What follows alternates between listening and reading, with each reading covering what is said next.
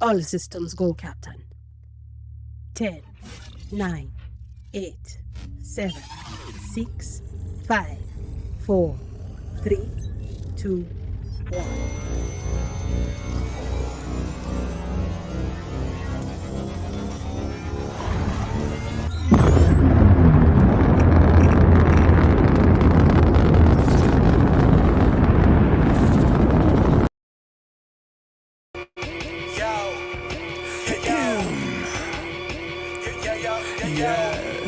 I'm back. I'm back. Yeah. Love, crazy ate the great nerdcore rap guy. Got into a duel fate and I just pulled a trap card. Third-rate rappers with a fourth-rate catalog, destined for the shadow realm. Y'all should never act hard. Flow is so insidious that I need an apprentice type. Master with the force, peep the context in my sentence, right? Phantom like the Sithis, just don't ask me what my pen is like. They know that I'm the meanest. Who you kidding, bitch? I'm Dennis like sweet to drive, hide-headed rhymes are surely cold. Tested, you can never twist my metal like the jury goes. I ain't never mad when I push it to the max. I got Chris riding with me, bout to turn this bitch to Fury Road. Since animated, I'm the one the crew congratulated. When this will provide protective cover like it's laminated. Damn, I made this 16 like a guillotine. It's fascinating. If you think that you're ahead, you get decapitated. All that aside, I ain't merely here to rap words. I'm here to tell you who representing for the black nerds. And to remind you, neither one of these are bad words. Biggest living mirrors, they just choose to see it backward. Who be the leaders of discussion when a topic trends? Dissections got the culture under microscopic lens. Who got the type that you can miss it from the start and make you feel like an expert on the subject by the time it ends? Check the stat, Louis, viewership is mad nice. All these other shows don't seem to cut it, that's a bad slice. Off the books with unscripted jewels you can't write. No vampires, but these interviews don't end right. Yeah, this is the best part. Rhymes on Mandalorian, the penance made a best score. Starting a war with these stars, you won't get far. This is the way you play a game of life or Death Star. So far removed from the drama, we don't notice harm, but won't hesitate to shed a light like a Patronus charm. With mischief managed, troubles at a disadvantage. Must be something in the water, dip your toe because you know it's warm. Where can you find another show with such a fine cast? And if you try to box them in, they playing Minecraft. And basically to sum it up like you define math, this crew's the best and it figures like a line graph. A merry band like the words I do. Level-headed, you don't have to have absurd IQs. They know you can relate because they're nerds like you. With their help, you'll see the world from a blur's eye view. Yeah. You are now tuned in to Blur's Eye View. And without further ado, we out.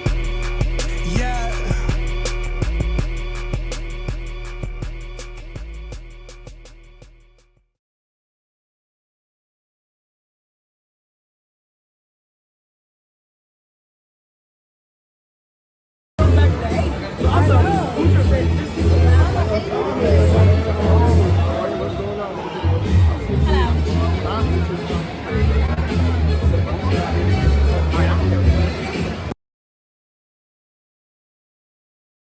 Yes, that was just a taste of what's going on at Blerdcon 2024, sponsored by Blerd Station. I am your man on the wall, Chris Fury, back with another episode of Blur's Eye View, and we are recouping from Blerdcon. So let's get this started. Grill the Horror, what's happening? Okay. Recouping. That is a very nice word for something I haven't been able to do yet.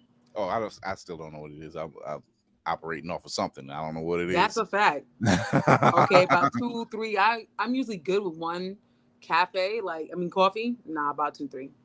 See, I want to shout out, because I haven't had an opportunity to do it, but I want to shout out your other half, Jay, for coming in on Clutch and recording some of the interviews for us and getting a lot of B-roll footage and stuff. Shout out to Jay. He's also the one that's behind the new Blerd's Eye View logo. So shout out to Jay, man. He's a stand-up guy. I like this guy. He's family. He likes to stay off camera. Very much so. Unless he's doing something, but he's a genius behind the lens. So shout out to Jay for doing that one. Appreciate you, man. Shoyo, we got a chance to get with Shoyo. How was it for you, Shoyo?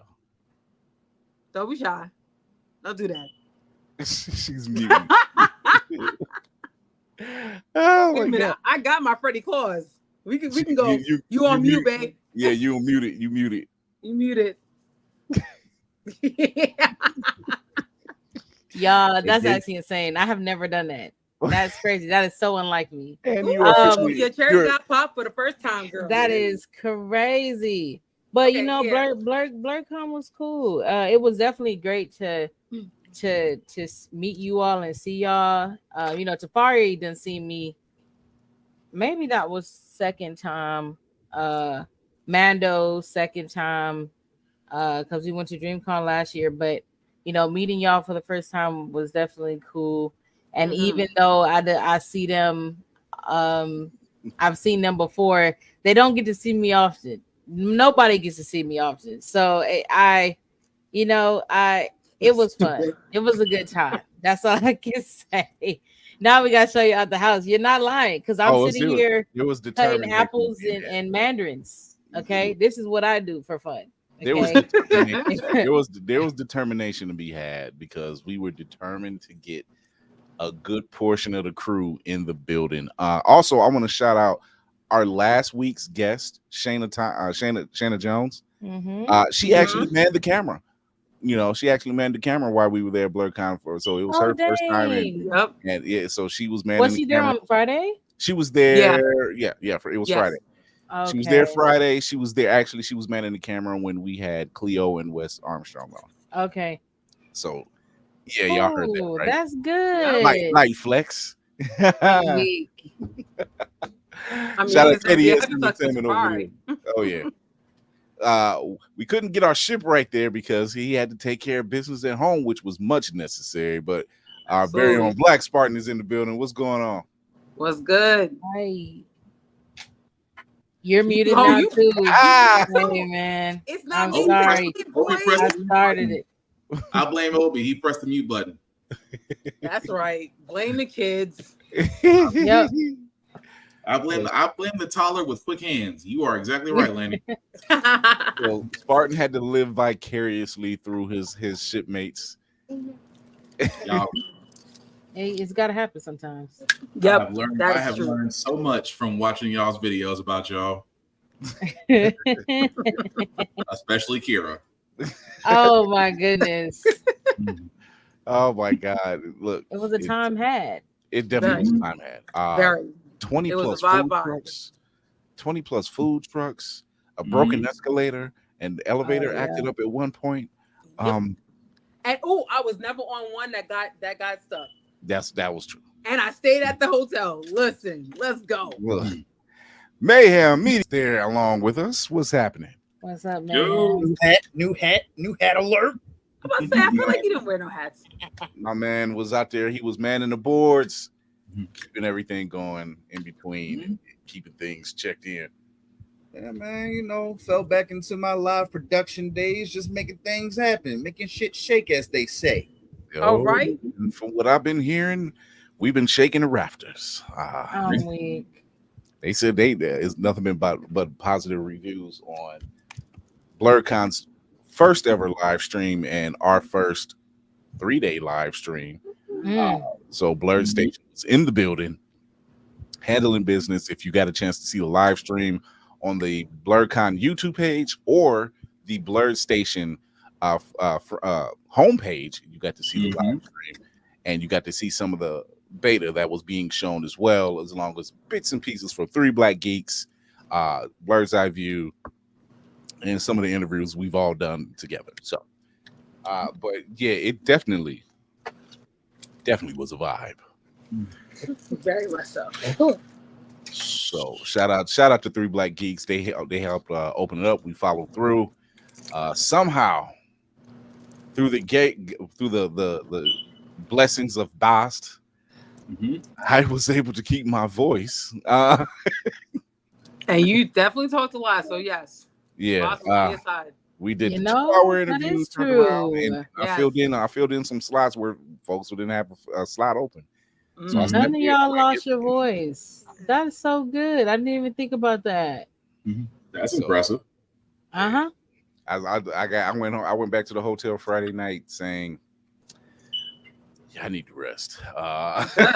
Hey man.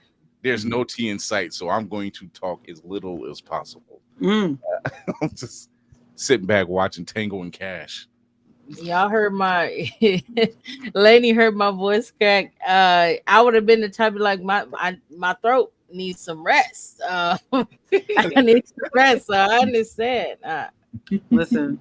So yes, if you go to the Blerd Station, if you go to blurdstation.com and look under live stream, you will see all 3 days of the Blerdcon 2024 live stream experience, sponsored by Blerd Station. The message got across. People have heard us, they seen us, and man, there were people who I know, cosplayers, that seen me and I didn't recognize them. Nakia Renee.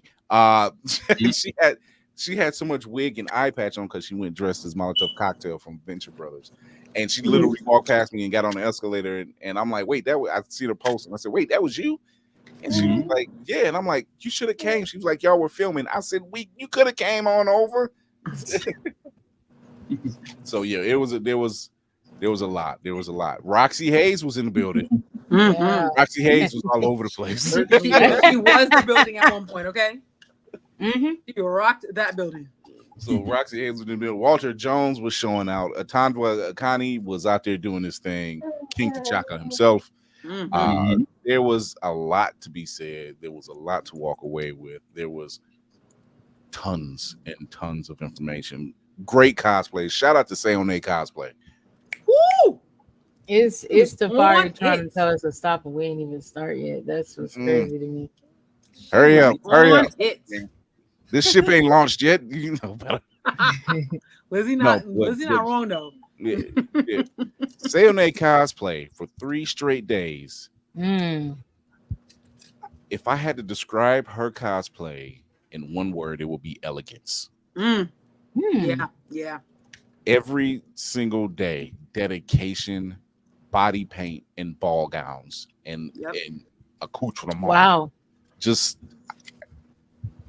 mind blowing. And I had to tap her on the shoulder. I said, every time I see you, whether it's on IG or whether it's at a Blerdcon, you kill it. Yeah. Every single time. She was an absolute dream.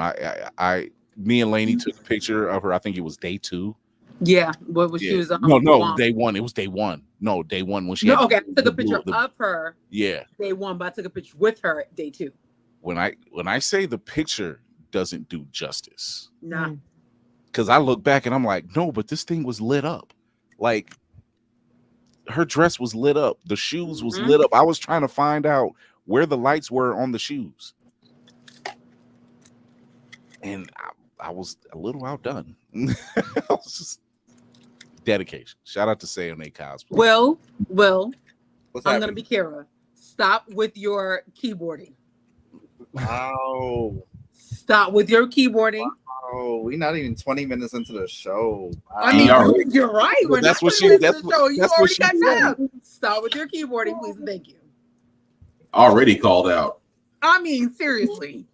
Shout out to just one of my favorite Blerd couples. Just one of them. Not the only one. There's a couple Blerd couples out there that we absolutely adore.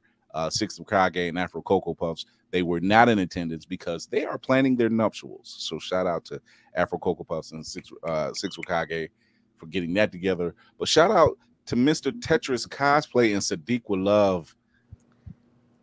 That couple, every time, and extremely happy. And I told him, I said, every time I see you, every time y'all got together, man, I ain't never seen Cheshire Cat. You just been. I'm like, man's happy.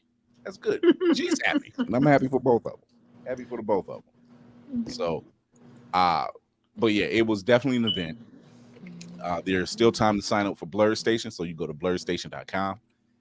Sign up for the email updates. We are so close. When I say we are so close, go sign up for blurdstation.com, and you will see exactly what we're doing. But yes, Bama said there was a live stream. Yeah, Bama, you didn't pay attention. There was a live stream. All 30 days. Yep. Wi-Fi be damned. That part. Ooh. Bama just had show your brain. It's okay.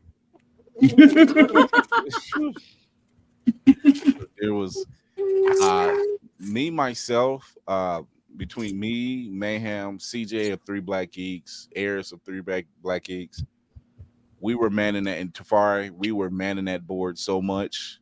I didn't see the vendor hall until Saturday, and we were there Thursday.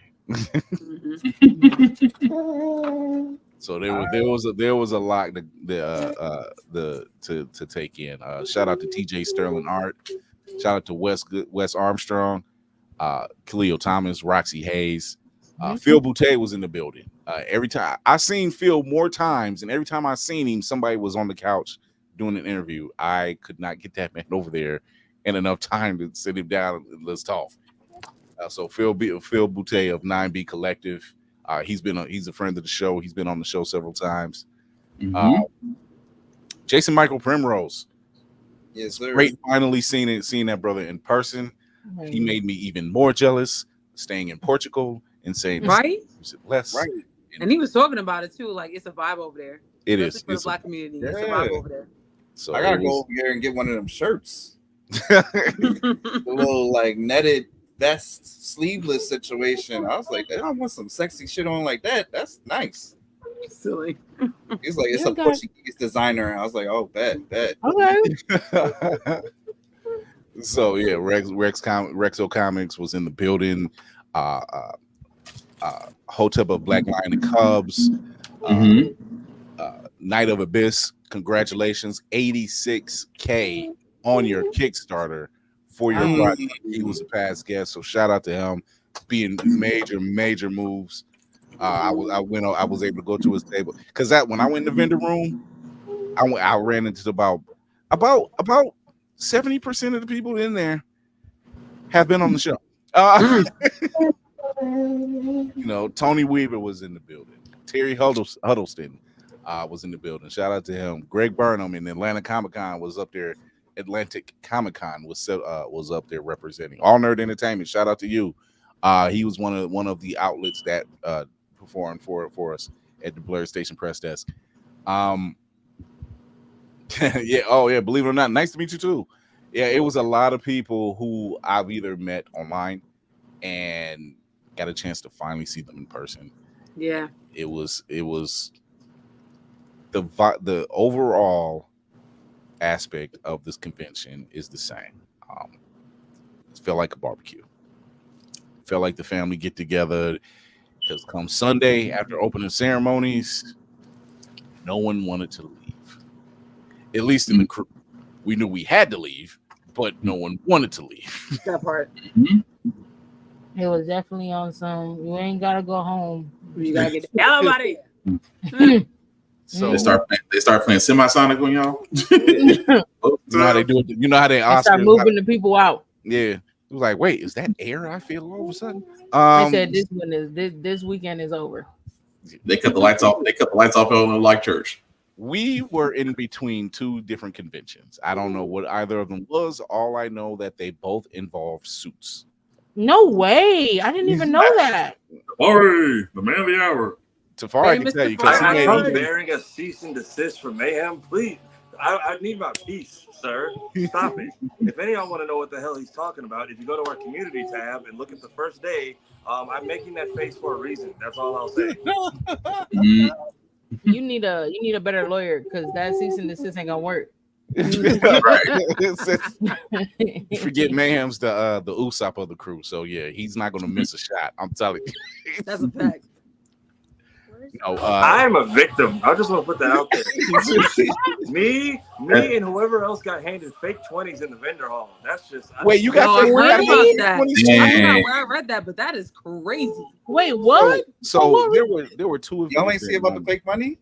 Yeah, some vendors they didn't. I don't know which vendor it was, but I found out this morning that it was a vendor that got handed a fake 20, maybe fake 40, I believe it was.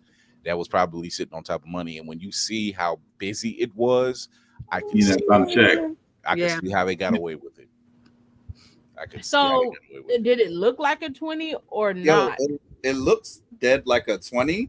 It's just that on one side it clearly says printed like this is a movie replica, not legal picture or something like that. Damn. So how'd you get a hold of this 20? No, somebody posted it in the Facebook group. Oh, Yeah. Okay. I was gonna say, Roxy handed you a fake 20? What was they paying you for, my guy? What was they paying you for, Tafari? I was just trying to figure I'm sorry, out. Tafari. I'm sorry, Tafari. That was on me. I blame Will. Good night, America. Will Thank you for coming. Y'all both need to go to I gotta be the corner. responsible for your own actions. Jesus. I blame Will as a terrible influence. That might be correct. I think you might be on to something Mike? like that. Mike? Wow. I love you. Me personally, Will hasn't influenced me incorrectly yet, but I have seen him. Just wait. Kind of. So it's like, I mean, I agree. So y'all, I don't think I've been influenced either, but again, just being around. I don't influence, but like Lainey always says, it's the 3E, so I somehow encourage. So whatever. Not encouraging the 3Q and W squared. Where's our view? So while we wait for Lady Mandalore, show yo, how was the first time amongst the crew? Oh, it was funny. It was very funny. Like when we went to Lainey's room, not gonna lie to y'all, I was tired. I was like, I was supposed to go home. I was supposed to start my drive. But it was fun in there. Then we heard about the political news, and that shit was just oh my God. I love how we just tap out of the world and like, hey, let's have a black gathering, and the rest of the world. No, 100%. It really did. It just so happened that I saw that on my phone. I would have never seen it. Okay, had I not opened Instagram at the same time that Tafari had said it. Yep. I would have never seen it because I would have just, I probably would have missed it. By the time I got home, it would have been off my timeline. Probably. We were in our own enclave. Right. Yeah. Shout out to Prowess to Testament, who I got to see for the first time in person. It was Blerdcon Day. It's still 100+. It was Sunday when I left, they said Monday it was gonna be 100 degrees. I was like, I got out of there in time. That don't make no damn sense. See, I can't do 100+. The Cali in me is just like anything that hits like 78 is too high. Hi, Mando. Hi. How you doing? See, that's when you just basically put barbecue on the street and come back. Yeah. Yeah. Yep. It was definitely an event. It was a good time. I'm glad I went on Saturday if I was gonna go for any single day. I mean, usually Saturday is the best and biggest day of any con. So I'm glad that I went on Saturday instead of like going on Sunday or Friday. But yeah, it was good. I would definitely, I got to meet some other people too that I had never met in real life from online. So that was cool too. So, it was a good experience. Y'all are all very funny. Eccentric. Yes, eccentric is the perfect word. Y'all are very eccentric individuals. Like y'all were definitely about the business, but when y'all was just sitting down, obviously just Mando, because I didn't see Mando already. This is what's hilarious. Oh yes, Kara, it's your turn. So, it's your turn. First off, Prowess says it was Wakanda equatorial any weather down. Yes. Yep, accurate. It was. No, last year was that. This year it wasn't. It was just more muggy. It was more muggy. A little bit. It was more muggy, but it was when we went to Lainey's room to kind of relax, and we were going to do we did a react, so you can check that out on the YouTube channel. She said, I'm going to stretch out. So she lays on the floor. Mind you, Shoyo walks right by her and didn't see her. And where I was sitting at, I was sitting in the chair. And so she was like, "Wait, where's Kira?" Kira just like thumbs up. All you see is her arm and a thumb going, "I'm here." Hi. And she was there for Shoya came in for like 5 minutes before she even asked. Yeah.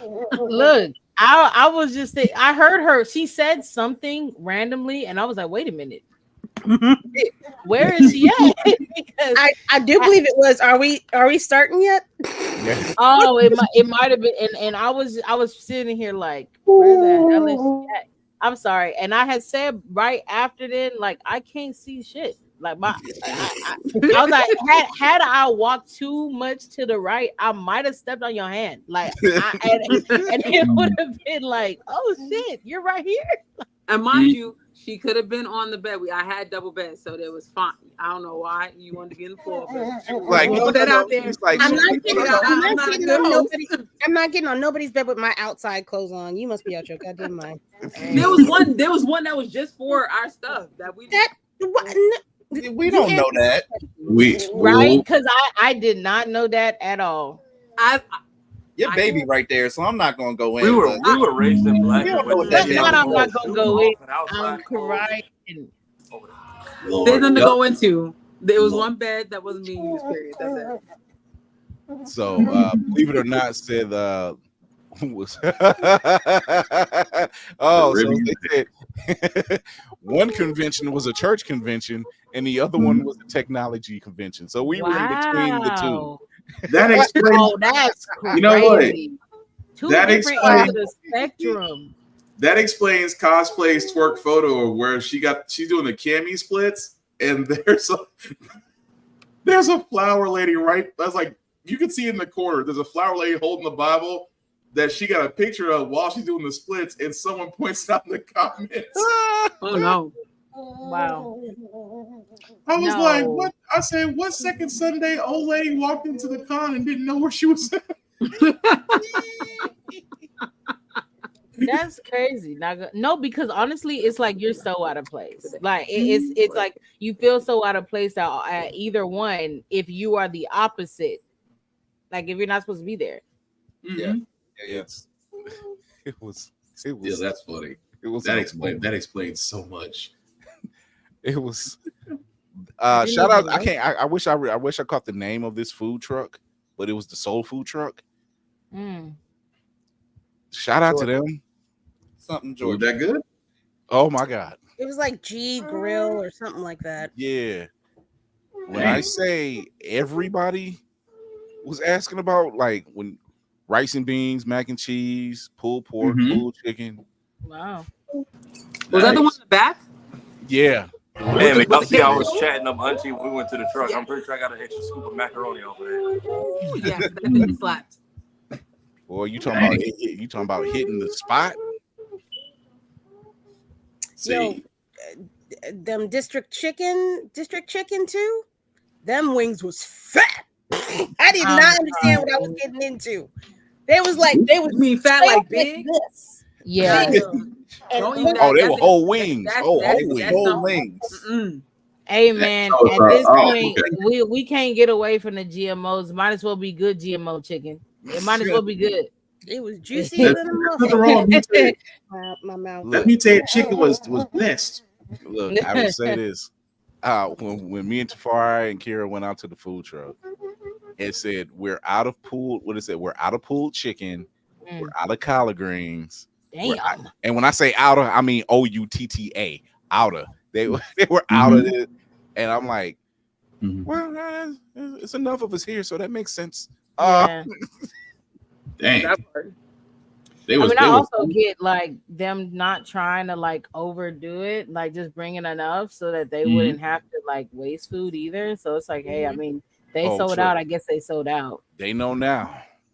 They're shooting for it, but I mean, sold out food truck is one thing, but I'm like, hey, y'all need to come from the restaurant and re-up. They still won't. That's fair too, unless they don't have a re-up. Like if they don't have a restaurant and they're just a food truck. Shout out to the lemonade stand because they come in clutch every year. Oh my God! With the fruit, they come in clutch. Look, I don't know how y'all did that. There was two. There was the one that was in the parking lot, and then there was the one that was next to the gumbo truck. I can't remember what their names were. Oh yeah, They no, had it their was own- the one one I in the went to was parking lot is the one. Yeah. No, they were both. I had both. They in their own way. They Baby, both okay. good, It was cleaning the house. refreshed. You had chicken, you had gumbo. What else was there?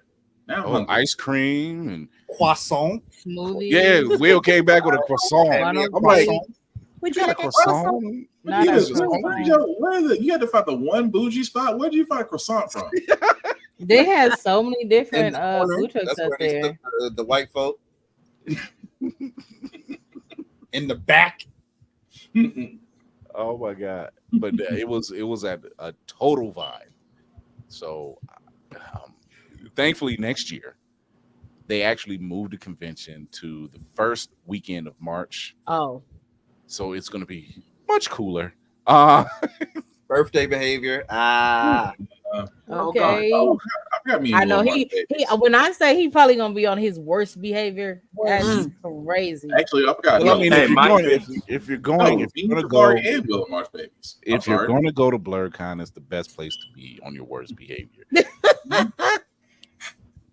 What? Not too many You're people not gonna wrong. call on you in the I chat mean, as you're minding your business, just living your best life because you don't get to go out every goddamn weekend because your 30s have been, they in the back. started But going.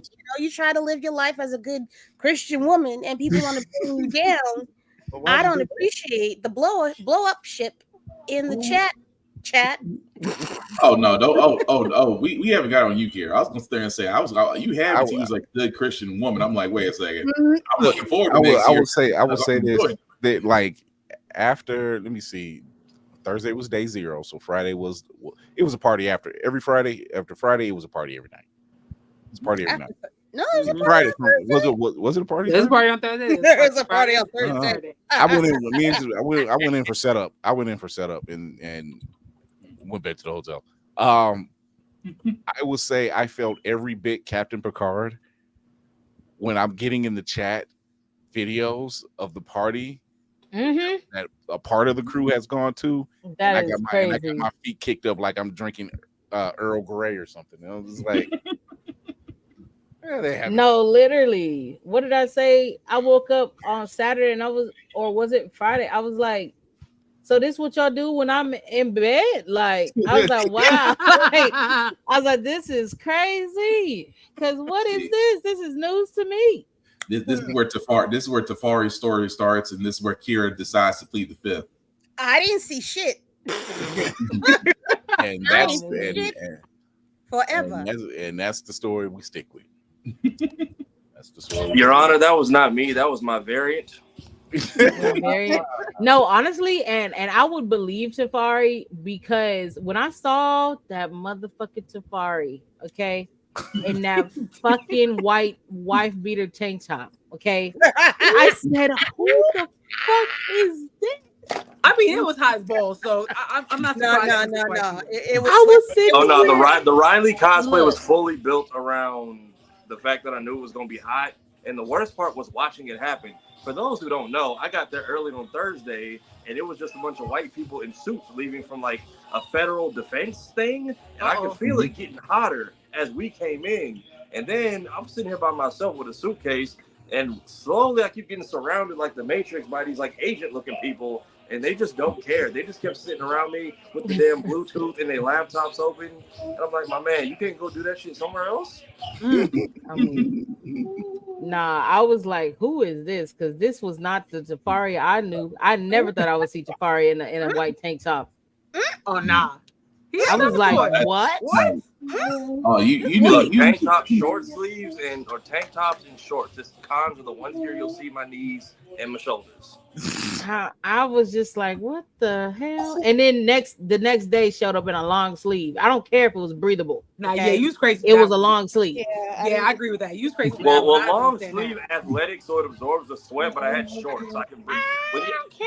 Hey man, that was crazy. That was some crazy. The rest of me is fine. Petty, Will, Petty. Oh What God. did he do now? It's in the private chat. Don't worry. Petty. Told you. Stop it. Why do y'all let him do this? I can't stop him. It's in the private chat. Hey, I mean, I said my piece in the chat a long time ago about that part. I was gonna stop. Look, and I said But yes, my word. I like to catch people off guard. Sometimes you gotta pop out and show niggas. You know? hey, I said what I had to say the night of, and I never spoke of it again. And I am a man of my word, and I will stick to it. Mayhem on the other I made way. no such promise. certified We boogeyman. see. I got you, Will. I got you. next Certified year. boogeyman. If I No, really do because become I'm famous, sure that Will- next year we'll have plenty of content from Will. It'll be the Will show. Listen, Oh, yes. listen. Oh, yeah. Factuals.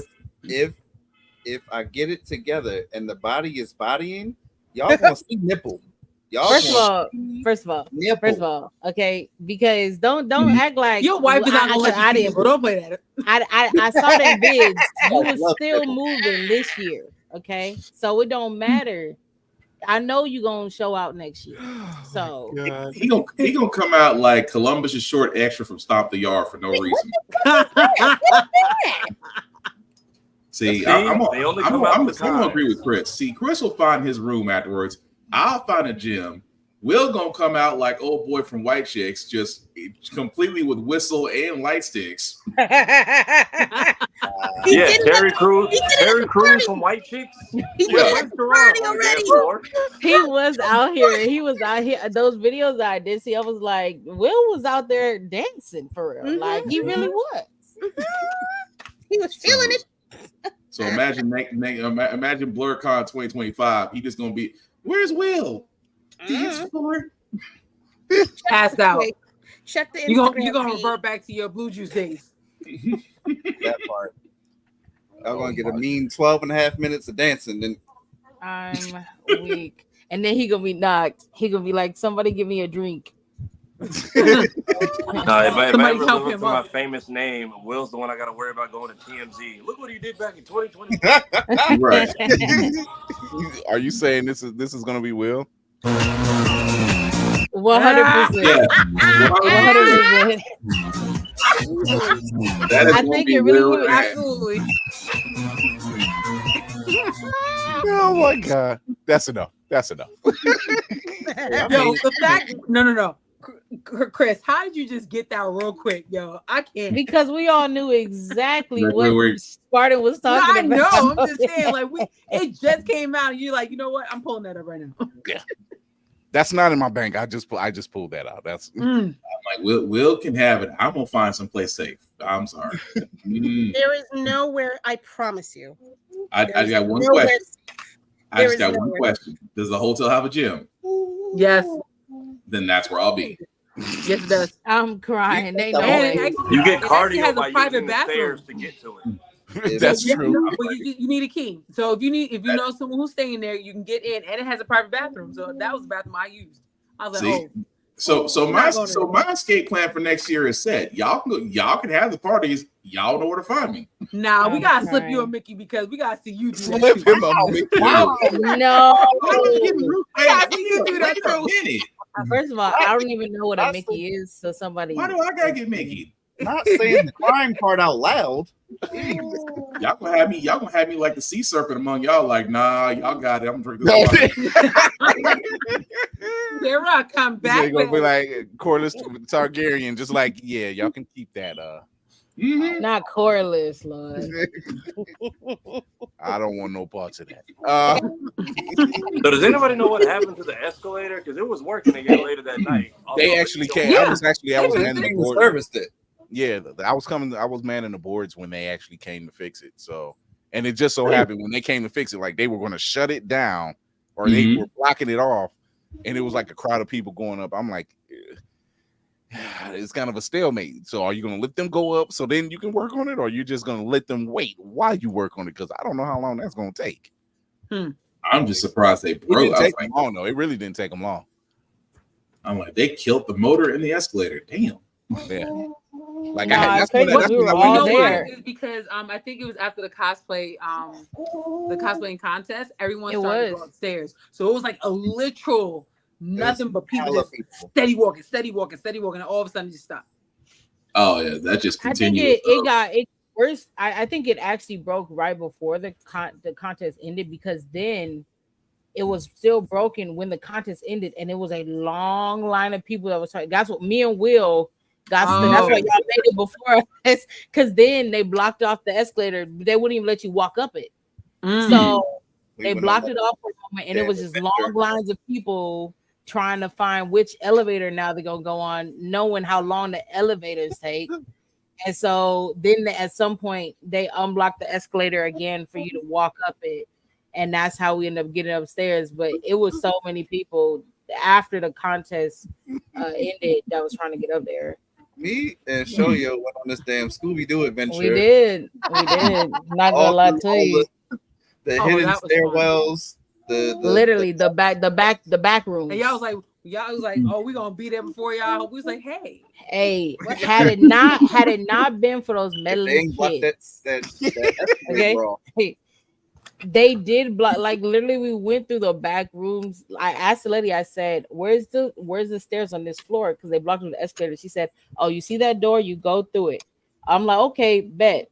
Go through the door, climb the stairs. I'm surprised you didn't go through the door and ended up at the Blue Oyster. It was just we went through. We go up the stairs, and I'm like, Will is getting the sense like this might not be the way, but I'm like, we just go walk up here, and sure enough, it was like, do not walk through this door. This emergency fire alarm. So we walked down. And then we ended up we're like, this is definitely not where we're supposed to be. Behind the vendor somehow. Like it was like we just got messed up. We were like, no, we just gonna get out of here and go back up and then find our way. There was definitely moments. Yeah, when Demetrius mentions like service elevators, I was like, where? Because I was definitely like Thursday before anyone got there, I was looking for rooms I wasn't supposed to be in, just sneaking into places. Like I was kicking doors open I shouldn't have been in. Like, where's this? Okay, I'm gonna come back here, and then I see a sign. Hey, you can't come in here anymore, especially for the press room. I was mad about that. Oh man! Actually, I believe the service elevator is right near where we were. Yeah, that's a freight. Yep. Yeah, I must in the back hallway, the employee hallway. Because if you go to the left, there it is. So what happened? Y'all at the gospel conference? I don't know if the gospel conference was before or after, but I tell you, I remember I snuck like two people back there because they wanted to do an interview, and the people was getting hounded at our desk. They sure do keep admitting to it. Anyway, are y'all talking about the chicks that were like dressed up as nuns? No, that's the Three Sisters. I was talking about the Bene Gesserit chicks that were running all through the place. Wow, yeah, I'd never seen that. No, there was an actual. There was an actual like church conference. Yeah, church at conference. One of the it was either before or after us. Whoops. Saint. What's wrong? I feel sorry for them. They saw a lot more skin than they wanted to. Like, hey, because we was literally at the table talking about the skin. I said, hey, if there's something that you're guaranteed to see at a con, it's ass. That's a fact. Like, who dare to make sure that was a thing that they should have done? Like, you have a church and then you have this. Hey man, Hyatt was like, we finna get this money regardless. I ain't telling you what's next. Look, you can be holy or you can be so. Which one's gonna be? There was an abundance of it. I would tell you that. I was just like, and like just like last year, and I said, well, it's hot. I'll allow it. And absolutely. Absolutely. I mean, it's not like there was a stripper pole anywhere, although that would have been different. Yeah, who's that? Someone made something at the I've heard that. Huh? Pardon? I'm about to say. What was said? I hear you. What? Lady? Hey man, you. I saw three pairs of vibes. Somebody had a stripper pole. All I gotta say is between Lady, Kira, and Will, all three y'all eyes went to three different directions. That's why I was like, nope, don't want to know. This stuff happens. I'm gonna do a quick. I blinked. You just saw me blink, and that's it. I'm gonna go do the round table. We'll start with Mayhem. Your experiences from Blerdcon 24 and being live, doing our live stream for the first time for Blerd Station. What's your experience? Listen, the live stream, I feel like we definitely did the damn thing right there. I already have like a host of ideas, and whatnot for like, this is how next year is going to be this much better. Especially if I got to sit there so damn long. I want a more comfortable chair, and I want a little mini fridge with a little water bottles or something. You know what? That is not a bad idea. That is not a bad idea. Don't touch that. That's Blerd Station product. You're not allowed in there. Stay out of that's Blerd Station water. Blerd Station water. Blerd Station water. The con itself, like, again, one day I'm gonna go to a convention and actually have a plan of things I want to see and interact with, because every convention I've been to almost to this point, I've been to work. And so when there wasn't work to do, I was just like wandering around aimlessly, or just like being one of my friend's shadows, because I'm that sort of introvert. But prizes of the weekend, of course. Show it off. Oh, show it green, off. you can't see it. Oh wow, that's funny. What is green screen? But Phil Lamar signed my Green Lantern book. Oh, you lucky duck. Let's see if you can. Nope, we won't be able to see. Oh, you can see a signature, kind of. Okay. That's lucky very duck. funny. I forgot about the green screen. And oh no, where'd it go? Oh no. I hope you didn't lose that. Oh no, for me. What is that? T'Chaka. Oh, okay. He signed up. T'Chaka. Yeah. And also, like, left mine home. We are like basically best friends, damn near. Like, we ran into each other like 5 times over the weekend. Every time, oh.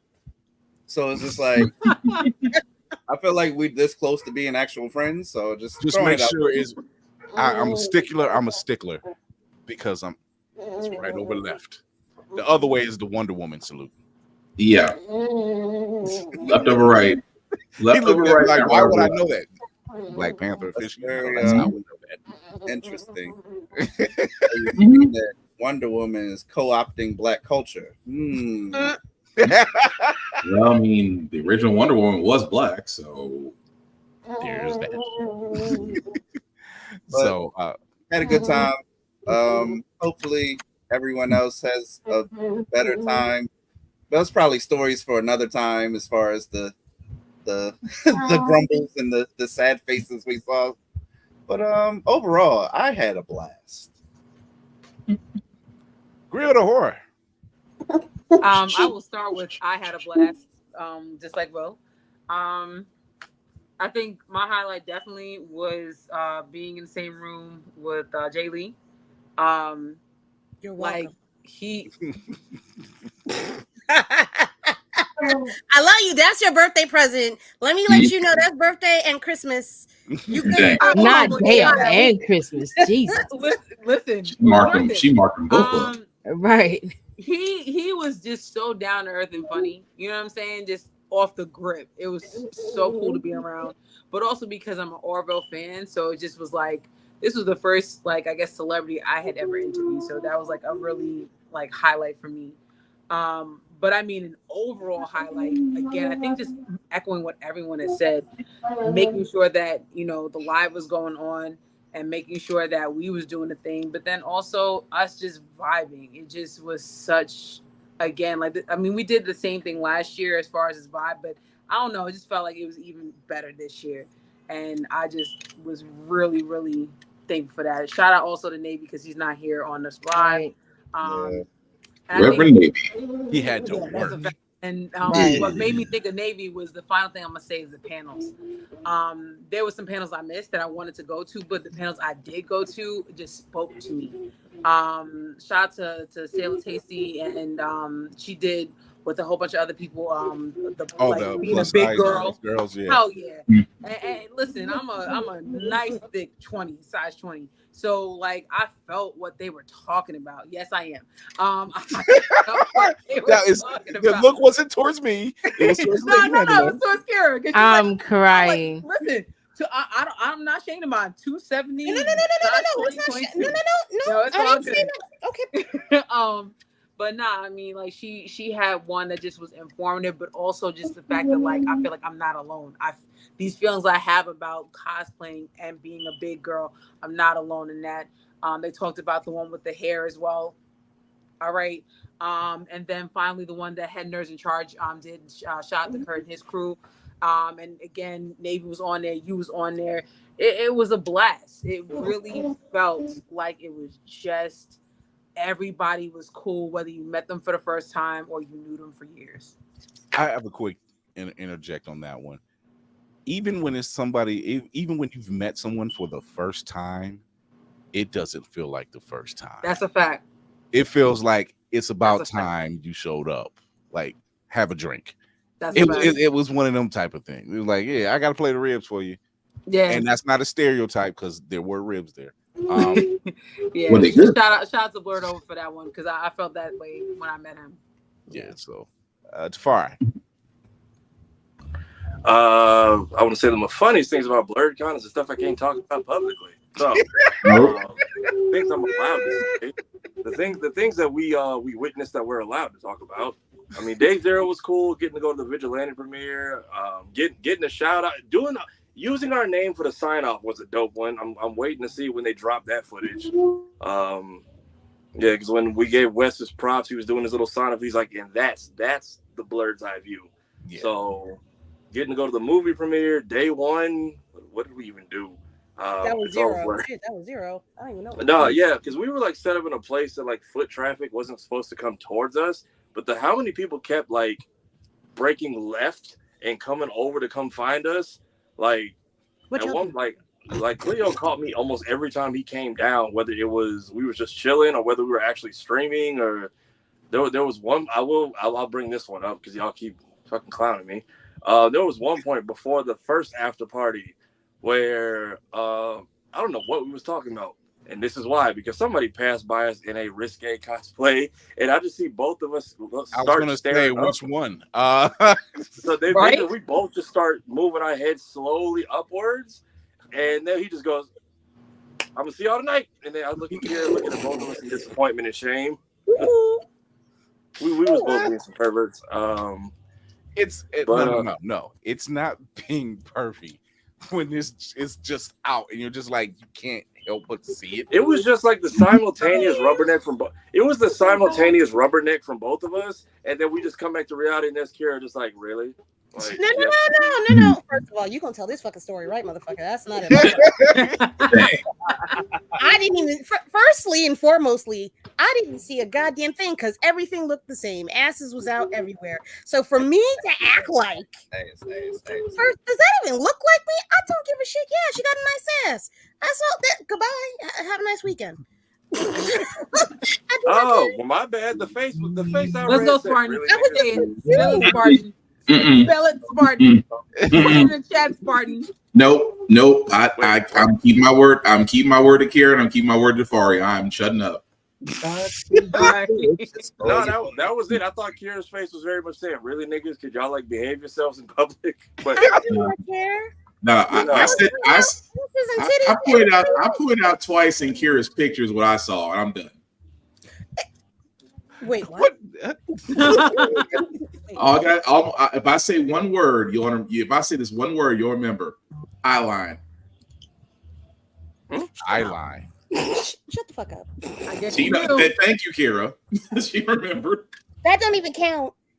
Oh, it does, brother. I take it counts more than what it does. Over my head. But yeah, all I gotta say is a brother's eyeline. Just I did not break eye contact with that gentleman. I don't. Oh, it wasn't your eye contact. Oh, homie outside. Without borders or whatever it was. Homie went outside. Can you not say names? Homie outside. Yeah. I left y'all for 5 minutes and it was just pouncing season. But yeah, right. That video. Damn, I missed what y'all talking about. Chris, you saw that video of everybody at our booth. You can roll that real quick. Yeah. Go ahead, talk. I'll bring it up. Yeah, just this basically sums up what our booth was like the entire weekend. Just different people doing just casuals, cosplayers, creators, actors, all of that. This was all weekend.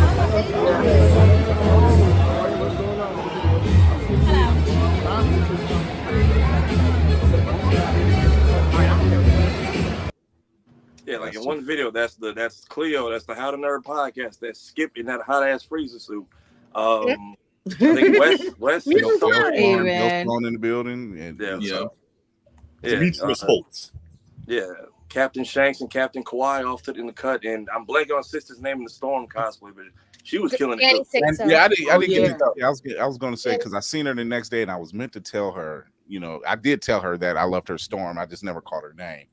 Danny say so. What's her name? Danny say so. Danny say so. I probably do follow her. All right, if you're watching your highlight, if you're watching the playback, I'll put your Instagram right here. There you go. But yeah, I've often said that I haven't seen one woman yet cosplay Storm in a bad way. Right. And in this kind, men. Yeah, so just the fact that everybody kept because when you go down, the vendor hall's off to the right and traffic is natural. So the fact that everybody kept breaking left looking for one of us, and the fact that crew kept coming by to say, Clear was jokingly leave that man alone. I'm like, he keeps coming to me. Like at one point, I got him to escalate. I just heard, what's up, T? I'm like, I didn't even know he was standing next to me. But going to the comedy show, the comedy show was dope. The comedy show was great. Going to the How to Nerd podcast. Thank you for the bags and putting me to work. I kept one for all of us. So getting to hang out with them was cool. I'm trying to think of what else we had going on. That was just day one. Roaming around at 4 a.m. on Saturday was just. It's nice to know all my fellow creative schedules are equally shit when it comes to sleep, because I'm like, why is everybody awake? These are normally my hours. T'Challa's dad is outside just having the time of his life. Dimitri is over here just slumped in a chair in his power line fit, waking up mid conversation. Is I should probably go to bed, and then he just doesn't. Then I saw Hippie and Brandon from How to Nerd outside. I think Cleo was inside hosting somewhere. And then we got Dimitri with the day one party was a lot of fun. So getting the TikTok mixes a lot. That dude practiced that Star Wars intro he did. That took some rehearsal. I know that much because I would have hit myself at least 18 times. Shout out Roxy. If you need a hype man, she will find her way to the stage whether you pay her or not. So you may as well drop some bread. That part. But yeah, getting cool with. I didn't even plan to. I didn't know me and Dimitri was even gonna cross paths, but getting cool with him over the weekend and helping him, Cleo, and Tony shoot the skits we shot over the weekend was a fun time. Glad that came out good. And then giving Tony Weaver his gift that I promised him a couple weeks ago and kind of lighten his spirits because I know he had a lot going on this weekend. So Blerdcon got a lot more out of it than I expected. It's an event. Lady Mandalore. Wait, what was the question? Blerdcon summary. What was your Blerdcon summary? I liked it. It wasn't as hot as it was last year, but it was still hot. Wow. Getting to be a part of a few firsts for Blerdcon, the live stream. I think that was their first screening at. Stop laughing. No, it's Mayhem. No, it was what Mayhem said, and I plead the fifth. Right. Yeah, I got the. I don't know the part. This whole weekend seems your victory lap. But I'm sorry. Kira, go ahead. No. By all means, it was nice to be in the presence of celebrities like Tafari TV. It was really great to let him let us flourish underneath his wings of stardom and such, and letting his friends play with us sometimes too. That was cool. Pause. Yeah, that was fun. Not for her. She welcomes it. Hey. She was y'all talking about me. Everything Roxy said at her show, Kira was like cosign. She didn't confirm anything. Yo, show yo. I need you to go to I'm hell. very quiet. I'm just chilling. Show yo was like, I got nothing to do with this. I'm all right. Networking, meeting people, having finding family potentially at the convention. I noticed that. I have never been so sure that people were my cousins in my entire life, just based on height alone. Just based on height alone. Every last Kira's running into some Caribbean family. I swear to God. Every time I'm like, this. Am I seeing? Is this cousins I'm seeing right now? Yeah, no, somebody's a cousin in that piece, or a cousin of a cousin. Oh yeah, y'all had a reunion at the movie theater. Yeah, no, I didn't know what. I mean, I liked his work, but I didn't know he had Bayesian work ethic. Wes Anderson, Armstrong, woo, Lord, that man, he cool. I like him. And shout out to Detroit, who I met, or Detroit, yeah, whatever, Detroit. I can't say it. Oh yeah. And then Ducky GT. Hi, cousins. How are y'all? Hey, y'all got to sit and interview people too. Yeah, yes. Midnight Comics, Tasha, love you. Tasha. Jason Michael Primrose, thank you so much for coming through, my guy.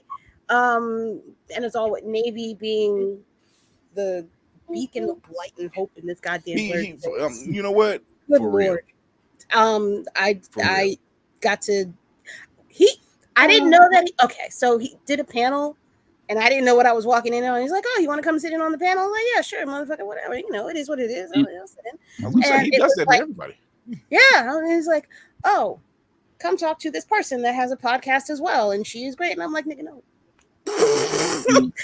Here he is, David. Right? You don't take your flowers, girl. Detroit. I'm still calling you Detroit.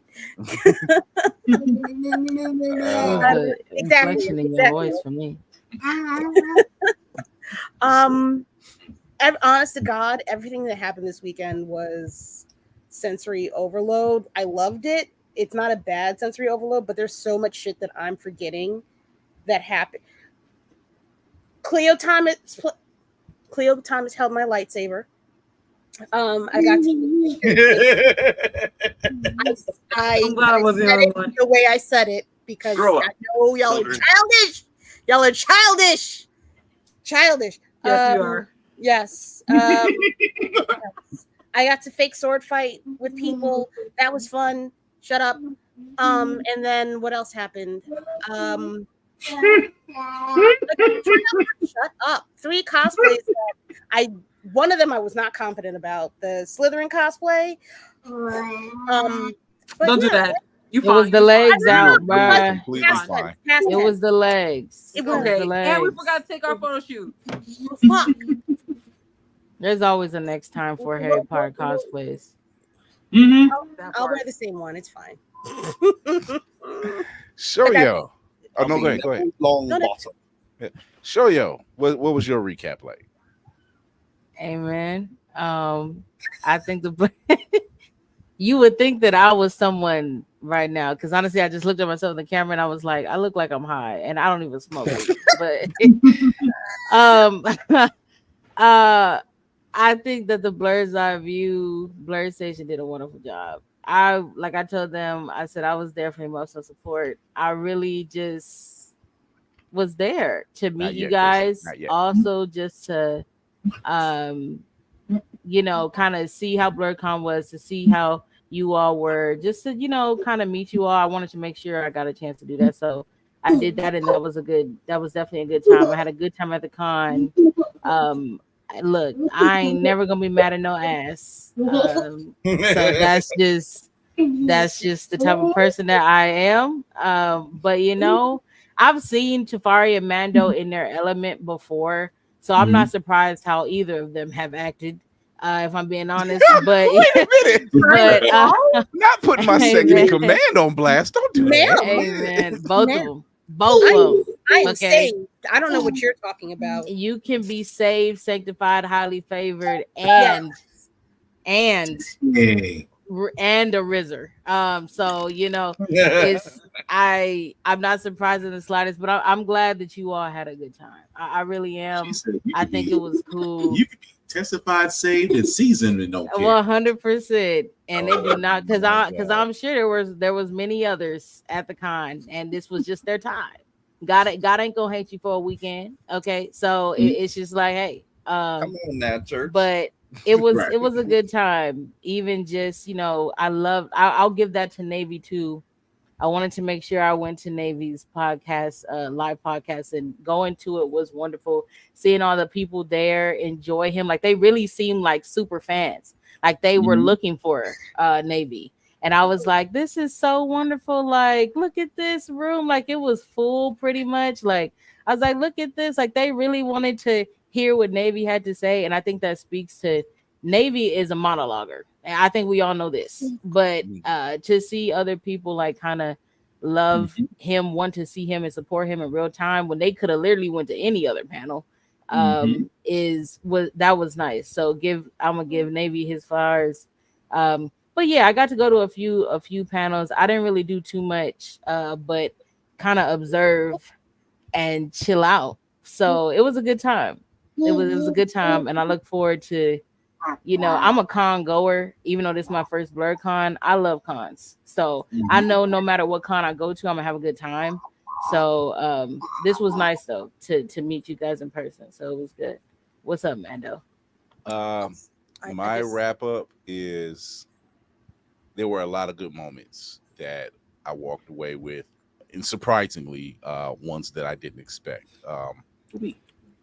The screening and getting the shout out from Cleo Thomas. We didn't expect that. He shouted us out, both times. Yeah, and then when they did the screening again, but this time at the main stage, Wes Armstrong shouted us out, thanking us for being the first ones to do a reaction and preview of his film, Vigilante. Go support at Vigilante the film. Show your love. This only cost him $40K to make, and I said it. I was like, dude, this looks better than most big budget features, and that was with $40K. So if you like those type of projects, you might want to go support that and support people that's working over at Blerd Station to bring you that type of content. Dime Meach coming through, we talking and chopping it up. Roxy cutting it up as usual, like it was just nothing. She was like, yeah, we can do this right now. I'm like, all right, let's go. And doing our interview, and Jason Michael Primrose, the team of Midnight Comics, they came through both days and sat down and chopped it up with us, and showed so much love. Doing this live stream and touch and go with the Wi-Fi, because we all know how that is at any convention. Wi-Fi is a bitch. But we made it work. And we got extremely good positive feedback. More on that later. And just having, Tokombi, thank you. Because those crispy fish tacos were the shit. I'm just saying, I couldn't speak for nothing else. I know they were small, but they be holding me over. They do. Another thing, we broke bread as a crew, as a family, and it was crazy because they said they can't break up the check, and I was like, oh, that kind of sucks. But then I thought about it. I'm like, yeah, they serving it family style, and this is my family. I'll allow it. I'll allow it. And just generally just having a good damn time. Me and Tafari, we piggybacking off each other, and we went and started when we were getting the interviews together. We corralled and we was like, all right, let's go. It was like no questions asked. We just went and handled it. It was clutch decisions that needed to be made. Shout out to Laney for coming in. Shout out to Jay. Doing interviews, Lady Mandalore doing the interviews, and we just kept doing our thing. Navy, who, even though they moved his tabletop gaming room in the next hotel over, he still found time to come over and check on his people, and check on just general. Navy is generally, just like you said, he is that beacon of light. Like, people gravitate to him. They like what he's doing, and shout out. And if you've seen the YouTube video that we put up earlier, you've seen that Cleo got his Pokédex from him. So, he stayed good on his word. So, Wes Armstrong, he didn't just shout us out at his screening. He kept shouting us out. Every time he seen me, I see you, boy. I see you, boy. Come on over here so we can get this work good to get on. They kept just jumping on the stream, even when it wasn't us talking. It was just coming through to say what's up. Yeah, it was definitely a vibe. I love Blerdcon. Hiccups be damned. It's never going to be perfect. I don't care where you at. It's always going to be some kind of hiccups of something. But the fact that I have a team, that we have this team of people around us. Shout out to 3 Black Geeks. Shout out to Do You Speak Geek, even though Nix couldn't make it, but he helped get the thing moving. Shout out to Demetrius Holt. Shout out to the entire team of Blerd Station. Shout out to all the outlets that jumped on and wanted to do their part. Shout out to Noir Neon Vibes. That sister. That's the one. She came in on the club. I looked at her and I said, if you want to do I was like, dang, Flo just all scattered throughout this thing. Yeah. I told her, I said, we got some open slots. If you want to take them, take them. If I can't get them, take them, because I sure enough was pitch hitting, so, and she was, every time I turned around, Flo was on that couch talking to somebody, so shout out to them and all the other outlets that was really out there doing everything. Follow the dot. I'm not going to lie, my man. You did your thing, brother. You did your thing. Follow the dot. I apologize. I was unfamiliar with your game. Shout out to Animedia. What's that? Amerimedia. Shout out to Corey of Amerimedia. He was out here doing this thing. Everybody really pulled through that really wanted to do something and put their work out there, and we support you. So to be at a function like this, where we can't always be together, where we can't always express ourselves and just be our nerdy self, this was that day. This was that weekend where unapologetically you cosplay how you feel, you dress how you feel, you look how you feel, you just have a whole vibe. Shout out to even though it was loud, the DJ for the TCon panel or for the TCon booth, that sister did not miss a beat the entire weekend. Time. I was about to say the entire time. I could not keep still. I'm like, I'm doing my Diddy Bop. That's right. Yo. There was times there's a video I sent Chris of y'all just dancing on the couch before the interview even starts. West over there. It was hard not to, because she was playing Leaders of the New School, which, for those who don't know, this is how the world was introduced to Busta Rhymes. And Eris was teasing us, but he was singing right along. And it was like when Busta's line came up, all you heard was cats just reciting the line for line, line for line, line for line. It was a vibe. It was a vibe. It's not every day you get to see a DJ take some old school hip hop, some old school R&B, mix it with some new school, and it just flows. And she didn't. And I told her, I said, sister, you did your thing this weekend. You did your thing. So shout out to all the dope cosplayers. Violet Verse, she had a little dance party for the kids. The Kawaii was in there, and all the little kids in there was getting their party on and getting prizes. I was like, oh, I want a Hot Wheel. Shout out to Attack on Noir. They was out there doing their thing. Tony Weaver, Terry Hiddleston, Greg Burnham and the crew. They was in the building. It was so many vendors, and those I didn't even get to see. So shout out to all of you guys that really made this an experience for it was their first time, or for those who've come here multiple times before. Shout out to all the people who came up to us, to our Blerd Station press desk, and just out of sheer curiosity, and then finding out what we are all about, finding and seeing Blerd Station and seeing the interviews. And shout out to all those, Kaish Black, Skip from Blerd Over, all the other dope cosplayers that came through the window. They were there. Hello, McFly. I seen you over there with your Frieza costume. I seen her over there with her Frieza costume too.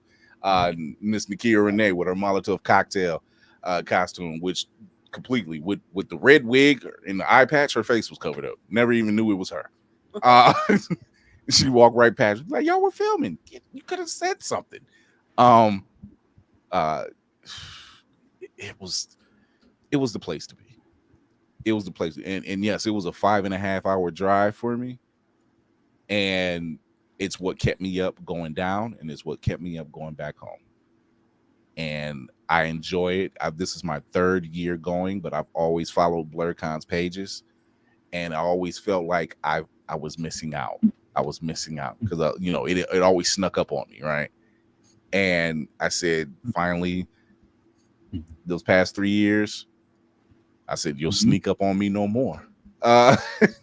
I'm gonna beat it. If I don't do another con throughout the year, I'm gonna be doing Blerdcon.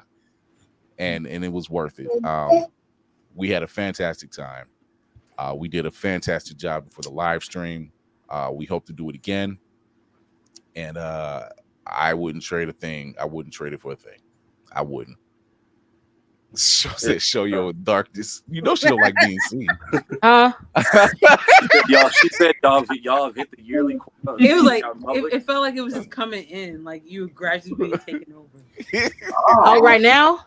Yeah, because it was just going dark. Okay. Well, okay. You got the rain coming up on you. I was reading something on Blerd Station site, and whenever I'm on a darker site, that light reflects. So that's darker than the. Yeah. Then it just went dark. All we seen was this. Look, he's like, oh, Shoyo is in the dark. I do love the darkness. If you know me, I love the darkness. This light does not turn on for shit. Okay. I don't turn on the room light, the bathroom light, because usually it's daytime, I never turn on the light for the most part. I live in the darkness. This is true. Not your bane. So you're that's exactly what I was here. Hey, I will take it because I do not like the sun. I hate it. Dang. She decided to be a day walker for us. I was just about to say, some blood, girl. Look, when Shoyo first seen her, and I'm like, I had to think, I'm like, I've seen Shoyo's face, but she had a mask on the entire time, and I'm like, have I seen Shoyo's face? I've seen Shoyo's face. Hey, I think you took it off in the room. I did take it off in the room. Yes, yeah. She trusted us enough.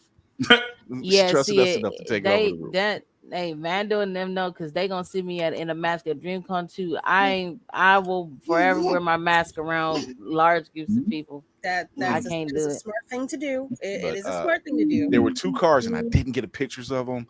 The Black Panther one, and it was a Wolverine one, and I didn't get pictures of them. I was so mad. That Wolverine one was good. Yeah, but to all the guests that we interviewed, like Phil Lamar was dope. Jay Lee was amazing. Atwanda Kani was an absolute blast. That dude had the energy, like he felt it. When you see this interview, you'll see exactly why we love this convention. He spoke it in volumes as to why he loved this con, and he hopes to come back. So he was having a blast. He was in his element. Shout out to Bobby Ruth. Bobby Ruth has this Black Panther cosplay that's kind of like this medieval / Game of Thrones type of cosplay, and Atandwa finally got a chance to see it, and it's a video. It's already up. Where you got to like basically father to son, and greeting each other, and it was a dope moment. There was a little kid who was dancing for him, and the family was dressed as Storm and Black Panther, and then he was the Little Panther. So that was a dope little moment. Someone dressed as the Black Panther we know in the film, kneeling on one knee as he's proposing to Storm. That was another dope moment.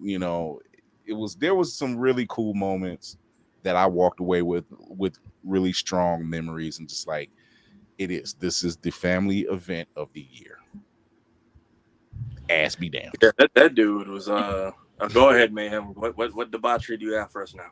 I wasn't even going to be debaucherous. I just didn't want to breeze past something that was mentioned earlier about the taco restaurant, because it is the bane of my existence having to be in any sort of like large party of people, and all of a sudden it's just like, oh, we can't split the bill. And it's like, it makes me itch just thinking about it. But the fact that these beautiful people y'all see on screen all just pulled out their Cash App and their Zelle, and everything was square before we even crossed the threshold to leave.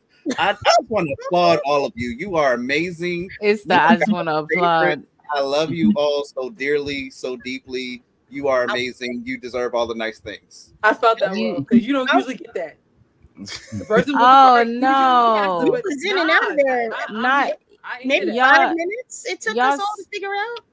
Y'all sound like victims of the. Hey, what if the bill is $800 and how you go split? Oh, we breathe right y'all past. Sound. I know, but I'm saying y'all sound like y'all got some PTSD. Okay? Look, no, it's just when you see those type of videos and people, I'm like, y'all don't know how to be people, do y'all? Y'all don't know how to be adults at all. Like, just I think it's really, honestly, I'm not trying to be funny. People don't put tip and tax. They just think about what exactly it is. So usually that person with the card always gets fucked. Unless it's a black card. Round it up. It was, you know what it was? It wasn't even divvying out the food. It was how they brought it out. So like whatever you ordered as a group, like if everyone got a fish taco, they brought it out on one plate and then you had to divvy it up. And that's what because you said it was a family. Southern table style. Yeah, so like me and Lainey both ordered both ordered one of a taco. They brought it out 2 on one plate, and then we got a figure. So that was what kept throwing me off. I got confused. Just took a picture of my menu so I knew what I had. Yeah, that's true because I had to think about it. You took a picture. That was smart. I had to think about it. Mm-hmm. And then they was like on little scratch off score sheets. So it was like y'all didn't I don't know state testing y'all have, but you ever took a state test and they just grab everybody's Scantrons and just that's what it felt like. I'm so happy like, the way I eat because I was terrified. I didn't deep that it said how many do you want? I was just marking off X for like I want this. I was like, oh my god, if they bring me back 10 tacos, I'm gonna see. I need that. I need depending on the taco size, I might be ordering 10. I need to know this kind of stuff. Like it was kind of it's $6.50 a pop. You might have what? It was $6.50 a taco. Oh yeah, let me tell you something. I told Mando at the table when she was eating her wings. I said I will be damned as a Californian if I pay them goddamn prices. No. $6.50 I a felt taco. so Was it worth the disrespected. Okay. Oh my god. So no disrespected. They were good. They tasted good. I feel that. But there is not a taco I am paying $6.50 for. Unless it's a 2-pound taco. That's the only thing I can think of. You know, for a palm-sized taco, I kind of understand because like, even I was looking at some of them like, dog. For one taco? I'm going back. Wait. Hang on. Is it your standard taco size or is it your street taco size? Street taco. Oh, hell no. Yeah, because I could get 4 street tacos for the same price. Look. I will say this, and we're going to go to commercial and come back and talk about the dragons. But I will say this: Virginia, DC, DMV, whatever, y'all need to fix y'all's parking. That parking, I ain't cool with that, man. I'm not. I'm a city guy. It's gonna be that way. I'm a city guy. Next door is a trap. Man, tell me about it. If it ain't the weekend, you are. See that lets me know to plan ahead and find a parking spot and just figure out how to get around. Generally I will park on the don't be in a parking garage. Yeah, generally like day 0 I will park on the street so I can just go get my badges, whatever. They were doing construction on that street this year. So there was nowhere to park. So I had to go into the garage. And even with that, that's limited. Yeah. Okay. I might be putting my wife to work. She might be driving around the block while I'm inside. Yep. Circle block a while. Good luck, Kelly. Because that all around that hotel, it was congested. Oh yeah. But we're gonna take a break. We're gonna be right back. We're gonna talk about. Wait, Chris. Wait. I was gonna say shout out to Mayhem's wife being honorary babysitter. First off, shout out to all of us because Demetrius was like, Kawhi, I'll be right back. Mr. Chris is gonna watch you, and then next you know, Mayhem's wife was there, and then it was Danny Sayso was there. I was like, everybody was there. There was Luffy and Shanks. Lily. They were really Luffy and Shanks. Take this hat. I'll be right back in a little minute. But yeah, shout out to Ozzy couldn't make it, but shout out to Biz holding down the table because I was like technically the first visit for Virus Graphics. He wants to come. I was wondering where Ozzy was because every time I walked the chance to walk through there, I'm like, where is Ozzy? He's locked in the lab working on a piece. I don't know what yet, but when he goes radio silent, he's either got a contract or he's got a crazy idea he's got to lock in for. So we'll see. Wow. Shout out to thank you to the Stoners, by the way, for letting my Akira Toriyama photo hang out with y'all for 3. I saw y'all like passing blunts and pouring out all kinds of liquor for the man. Somebody left money that the hotel, I'm pretty sure, pocketed on day 3. Sorry about that. That's like, you crazy. Wait Go for check us. that video out. I'm trying to figure out when they got a gap. When did they get a gap to even like pressure wash the Stoner area? Because they're there smoking from sun up to sundown. So I left at 4 in the morning and came back at 10, and not a blunt, not a cigarette butt in sight. But I'm like, I noticed my little photo, the Dragon Ball, and the $3 there are all gone. So whoever had to clean that. Because I was like, oh, the picture was still there, the Dragon Ball was still there, and there's tributes all around it. And day 3 vanished. Yeah, so at 4 in the morning, I was like, oh, it's still there. Shout out to T'Challa's daddy for taking a picture with it, too. And then whoever had the Black Panther car, I didn't catch his name, but, like, he was ready to cry just seeing his praise from it. And he almost cried when he saw Chadwick's face on one of the doors. And when you look inside, he has, like, a makeshift helmet. He has, like, throw pillows. He's got, like, a Japanese movie poster, a South Korean movie poster. Wow. The little Simba symbol, but it's, like, purple for the Panther, like the Black Panther, like it's just all kinds of like you could see both of them were almost in tears, like looking at it and then just honoring Chad's legacy with that. And then everybody who participated in the scavenger hunt, because streaming is nice, but physical media is forever. So thank you, Roxy, for getting me busted at the comedy show. Because like people were looking for me, but then she was like all loud about it, and there was like a line behind us like, you're the guy. I'm like, I guess I am, because he never made it. He never made it out of main stage after that. It was. I had 2 more after that. Shout out Big Bro Broly, who came over a couple times to holler at us. He got the last one, and then they gave the last to the family who was dressed as our Black Little Mermaid. Because I was like, this. Oh yeah, I did. And then Navy, I gave these 2 Yu-Gi-Oh starter decks. I got at a Konami event like 7 years ago, so. I'm hoping he got some gems out of that. Tony, I gave his gift, which I'll probably put that up either tomorrow or Friday. And then who else did we gift? And then Cleo getting his Pokédex was something I made sure I had the camera rolling for as well. So check all that out on the YouTube page for Blerdcon, Blerd Station. Go to blurdstation.com. That's on the live stream. You'll be seeing posts from the Blerd's Eye View IG page, from Tafari's IG page, from Lady Mandalore's Room Full of Blerds IG page, Geek by Heart, Mayhem Media, Navy Martell. You'll see tons. I didn't take a lot of footage, but the footage I got is memorable. We will be right back. Kira got to be in a skit too. So we get to be a skit, front and center. We'll be right back. We'll be talking about House of the Dragon, episode 5. As I like to call it, you're not who you thought you were you? We'll be right back. Ladies and gentlemen, today's a very special mail time brought to you by homie and friend of the show, Ozzy the Virus. Y'all know me and Ozzy got a friendship that predates the pandemic and both of us growing out our hair. So let's open it up and see what we got. So these are items from their brand new trading card line. Y'all see we got the Swordsman, aka the Get It Back in Blood crew, and then a personal one of the man himself. And each card does come with a wooden kickstand as well as a certificate of authenticity. And then it looks like we got some stickers, credit card skin, as well as some mini posters, this one with the name of the website on it. And now for the biggest surprise of the bunch, Blerd's Eye View, Station, and BNN are proud to be the platform to present to you an official collaboration between Virus Graphics and RDC World. Captain, if you could be so kind. What I hold here is the official RDC World 1 LSD collection trading card. And it does come in a gold and silver variant. Talk to the man in charge and there's only 10,000 each. And the fact that me and Celestial CJ both have one means there's now one less of both. Now if you want your own, you gotta go to lsdcollections.com, hit the trading card tab, and copy yours while you still can. Again, big shout out to Ozzy and RDC. Appreciate y'all boys sending this over.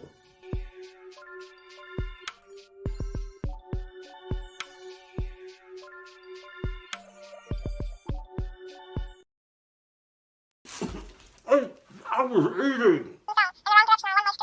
What commercial? Commercial break. I'll give you a commercial. There's a goddamn celestial in the ocean and no one is talking about this. What even is that? Spider-Man, a psychopath wielding powers he has no right to possess. Jameson, not now. Is this a Thanos thug showing up on CBT? Did Jesus come back and get stuck halfway through? How does nobody have answers on this? It has been sitting here ignored and untouched for months like a Christmas tree. We might as well hang ornaments on it. Read all 600 pages of the Sokovia Accords. Everybody got their nose up in Wakanda business. But nobody has answers on this? I don't even need like an official news report. Send a single TikTok star with the ship. How is nobody investigating this? What the fuck? I'm Tony Weaver Jr., author of Weirdo and player of Magic the Gathering, and you are watching Blerd's Eye View. Blerd's Eye View is a proud affiliate of Otaku Noir. Use the code Blerd's Eye View for 10% off on all items. With a different nerd-themed box filled with items made by talented blerds across the country, you surely will not be disappointed. Go to otakunoir.com. Otaku Noir, the #1 blerd mystery box company.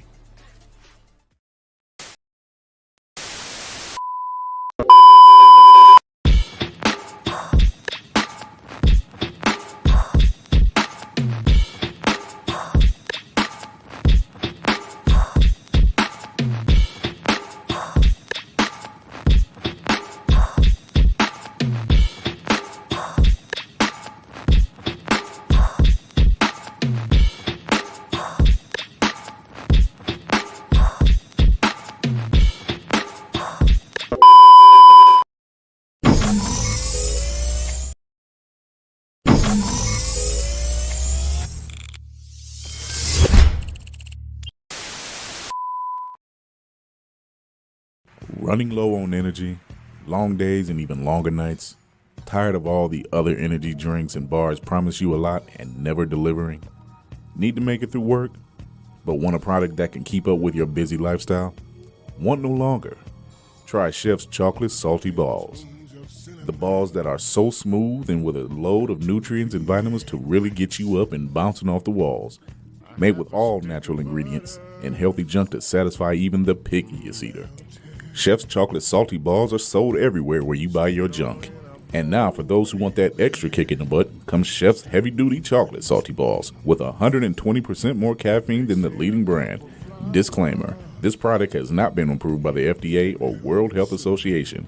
Warning, this product is not intended for consumption by children, elderly people, or women who are pregnant or may become pregnant. You might even get pregnant.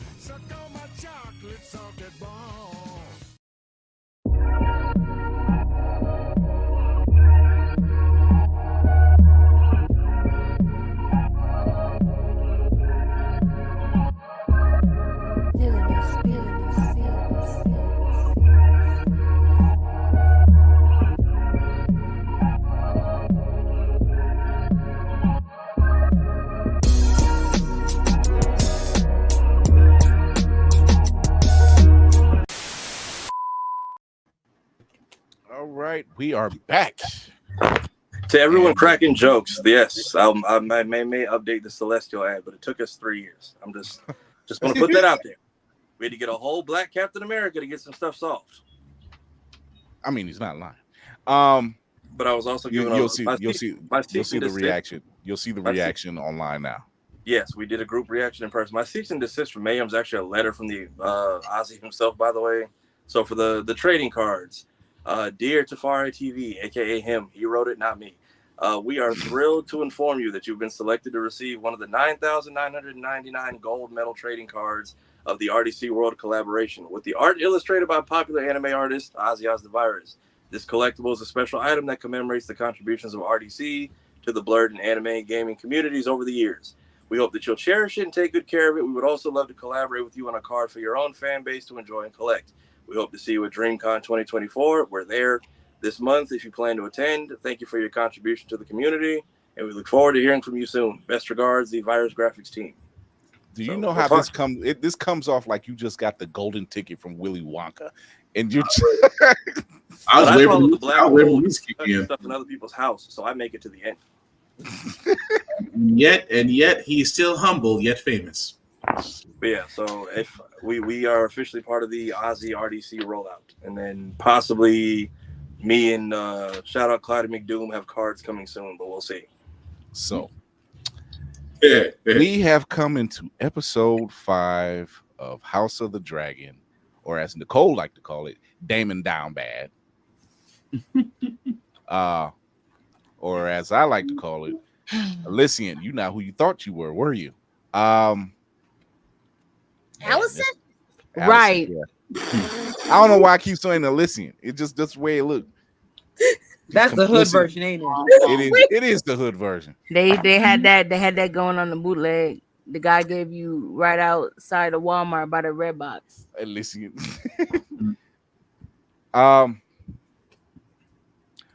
One, she found out the hard way.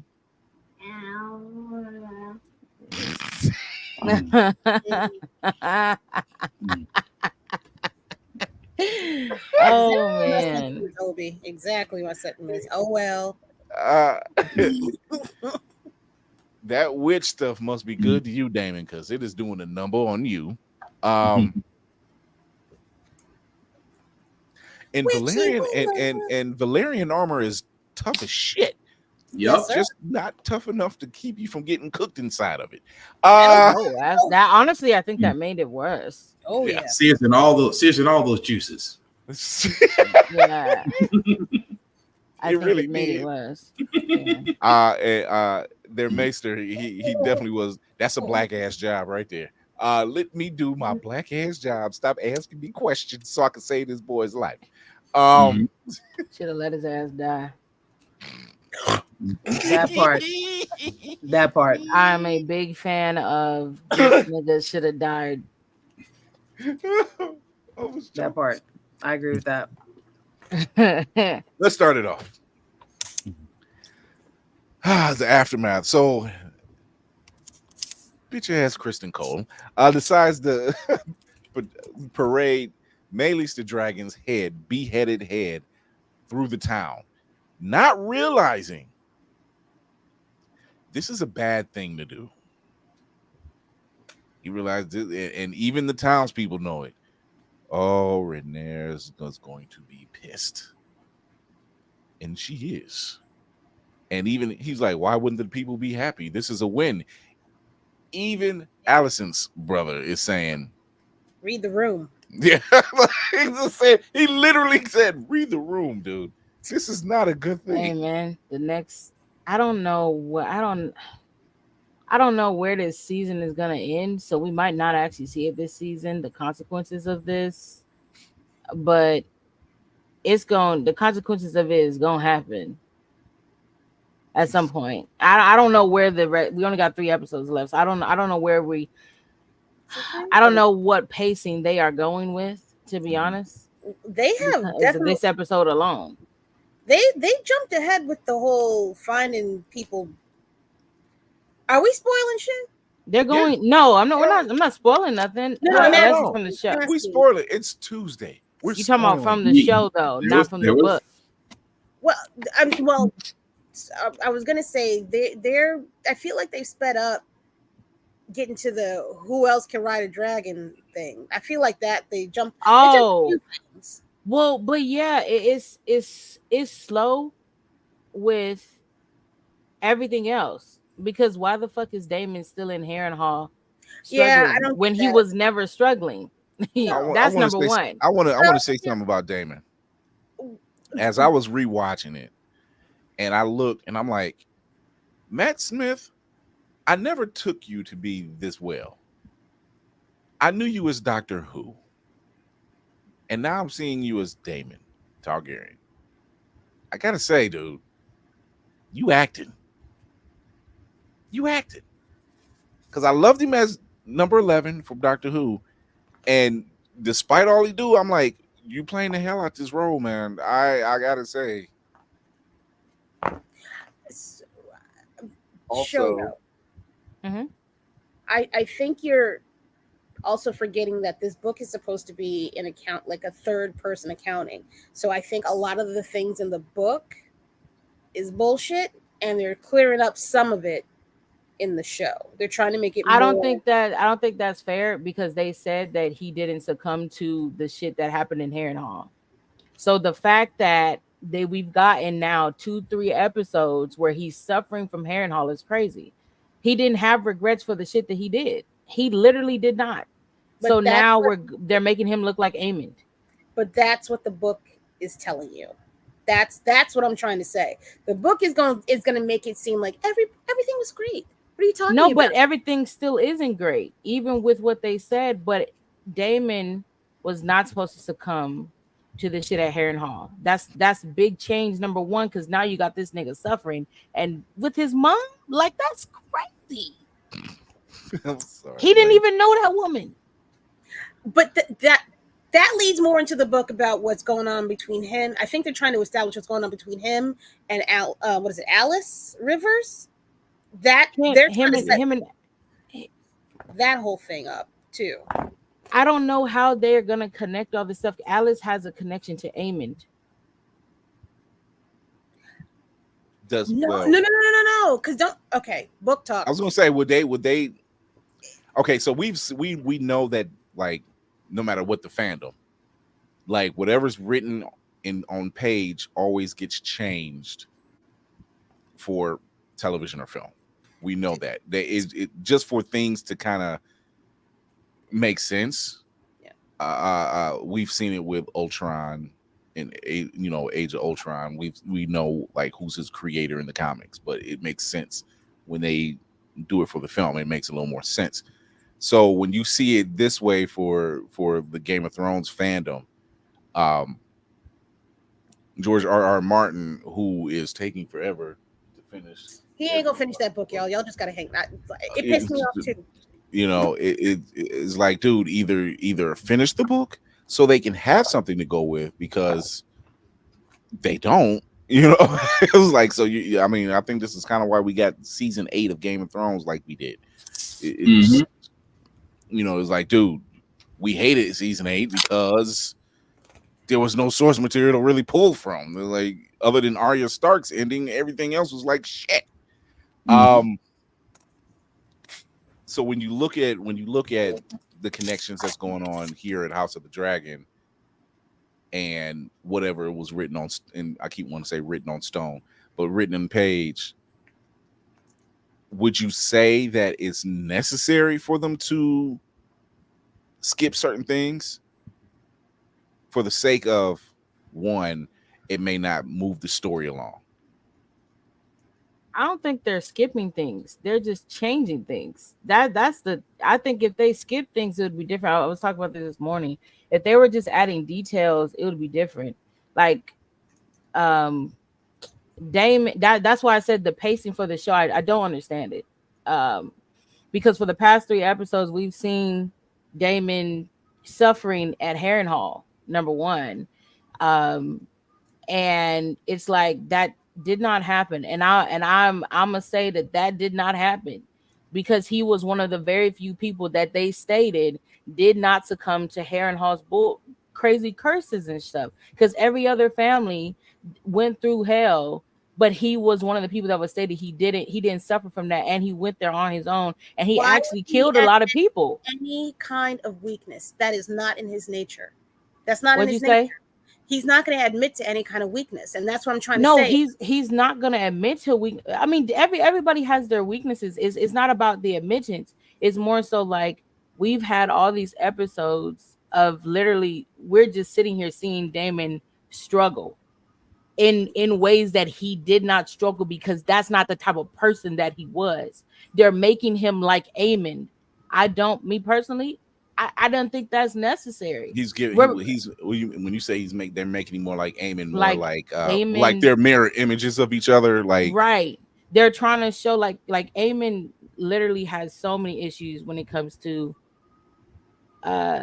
his mom, and we saw that in episodes before. Now they are showing Daemon did not know his mother well. He didn't get a chance to do that. How is he envisioning her when he didn't know her? Like, that doesn't even make it's like you got, because we know Mando, we know what's coming next. They're setting up what's coming next, and I don't think this setup makes sense for the type of character that Daemon is. It's the same thing why they made Daemon look like a shit father in the show. He cared about Bela and Rayla in the book. He was a good father, in my opinion. He cared about them kids. We don't get to see that in the show. So it's kind of it's like. So do you think they made him that way for the show because they need him to be this I don't give a fuck type of attitude character? Kind of, because something that I didn't catch that some people I was just reading on threads and stuff, and people were talking about, like, I didn't catch that in this episode they made Daemon look like this person that wants to take the throne from even Rhaenyra. That is not the person that Daemon was shown to be in the book. He was, yes, Daemon had his wants for the throne, that's true, but did he take the army and try to build an army at Harrenhal so that he could have it for himself and not Rhaenyra? No, he didn't do that. You talking about for what they're doing for the show with him trying to build that army? Yeah, okay. It's like he didn't do that for himself. He wasn't. This is gonna be the army for me. It was. But you're getting hung up on the fact that you're taking this book's word as gospel. What I'm trying to tell you is that George R.R. Martin in this style is also trying to show how, in the political realm, how people can make the winners. What is it? The winners of battle write history. That's what he's trying to do in that book. So you can't. I get that, but there's still multiple perspectives in the book that you get to see, and even though the details differ, the context is the same. That's where it's like there's some things that have to be the same. If you change it entirely, you take away the entire essence of it. That, to me, they're making Daemon into something that he wasn't. It's like he never wanted to take the throne from Rhaenyra after he married. Like, yeah, when Viserys, he wanted Viserys to name him. That is very true, because he felt like it was owed to him as his brother. But it's like he never was like, this is the army that I'm building now for me, not for Team Black.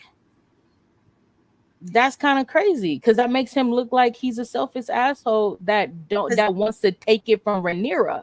Because when the history gets rewritten by the people that took over, who will be the Targaryens, they're not going to make that man look bad. They're not. They'll tell the truth about him and Viserys, but they're not. No, because George said he likes the way the show has written Viserys specifically. He likes what they've added to Viserys. Yes. I get that, but that's different from. I have a question. I have a question then.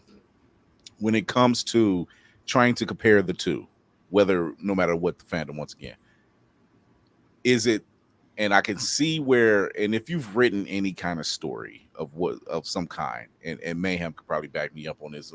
There's things that you've written, let's just say 5-10 years ago, right? And then you find, oh, I found this notebook, and you go back and you read it, and you're like, I would have changed this. I need to change that. I would have. Do you think that Martin is seeing it in that light? He's like, oh, I never really realized it that way, because you can kind of be in your own head a little too much, which is probably why we're not getting these finished books. But but I got the story personally, but go ahead. Yeah, but to turn around and say, you know what, that kind of makes a little more sense. Once again, story narrative, and to kind of push that along, and it makes it move differently or flow differently, because like you said, Shoya, they weren't this particular way. Like, Daemon loved his kids. There wasn't this gap, and for a moment there, they did show that, and I don't know where it went. And I could see what you're talking about. Like, there was a moment where he actually had an affection for his children, maybe not the fatherly affection like Viserys had for Rhaenyra. Yeah. But it was there. It was there, but then they just kind of walked away from it. And I don't know if they walked away from it because one, they could be turning it back around. Two, they are just writing it that way. Who knows? But, and before I go on, 7 years ago today, Arya Stark got her revenge on the Stark family at the Red Wedding. The one episode, gang. Let's go. This was 7 years ago to the day. This was the day that Arya Stark got her revenge. I don't know. I get what you're saying, Shoyo, because I see that when I read. Everyone know I'm a big Marvel and DC nut. I'm more Marvel than anything. So there's going to be different narratives told when they tell these stories, whether it's film to television. And I, even with the Acolyte, I hear the uproar about any store, not even just the Acolyte, just any Star Wars fandom. And they kind of I'm like, don't get too hung up on what should be there, what you've seen written, to what's being put on screen, because there's a reasoning for it a lot of times, especially if you have the right person behind the project. So is it best that they say, because how many episodes is it for this season? Is it 10? 8? So we're on 5. Wow. Yeah. Seems long. This seems long. Damn, that's 2 episodes shorter than Game of Thrones. Yeah, because it was 10 episodes for that one, and for some reason those 10 episodes went like that. But it's the Damon arc, because that's really slogging it, to be honest with you. The Damon arc, because see, they don't spend a lot of time dealing with Damon, right? Like they're showing, he's going crazy. They always, he's having night walks and having these crazy dreams, and then he's talking to the people about building this army, and then nothing else is said about it. Right. Everything's taking place back in Kingston. Like they make it seem like he's like his time at Harrenhal was like that, like nothing happened at all. Yeah, like went there, showed up, got the thing, and came back, which I think is suspicious. Some shit went down. Damon is known for being, very verbose about what he's done. What he wants, what he does, what he wants, what he needs to do. Like right now, he's like, what all do we have in this castle? What do we need? Which is weird to me, because it's like, wait, you're just now having this conversation? You didn't have this conversation like the minute you walked in the door and you got them to pledge fealty to Rhaenyra, and you didn't start like, I need to know what's in this castle, what needs to be done. Was like, why are you comfortably sleeping in the bed that has a leaky roof? Like that's the thing. I'm like, I need to know what's going on, and now you're just now having this conversation. And even the person is saying, and he's like, I'm the king. He says, you're the prince. He's like, who's married to whom? The queen, which makes me the king. And he says, consort. Like all the you still ain't him, homie. You ain't here when Rainey said it to you. The fact that he said it and got that off, and I'm like, I was waiting for him to go off on him. And he didn't. I mean, he wasn't wrong, but he didn't. I was like, man, this dude quickly is funny because he pledged fealty quick as hell, but he's still talking slick out the side of his mouth. Yeah, chess move. Either brave or stupid. He saw the throne. He saw the throne and had ideas. No, I'm talking about the guy putting him in his place. King consort. Yeah. Oh, okay. Wrong person. Really? But yeah. Sorry. So I don't know. Lane, anyway, continuing with the episode. Sorry. To be honest, I'm enjoying the conversation and just learning from y'all, because I have not read the books. I don't think I haven't either. I don't think I ever will, because from what y'all tell me is brutal, and that I don't need some things in my head to live front. Well, I mean, you just gotta skip certain. It's funny. It's funny coming from the person. It's funny coming from the person who watches horror movies. You're absolutely right, and I'm not gonna hold you on that. But there are certain things that I draw lines at, because I will visualize it, and yeah. So, I'm not gonna hold you.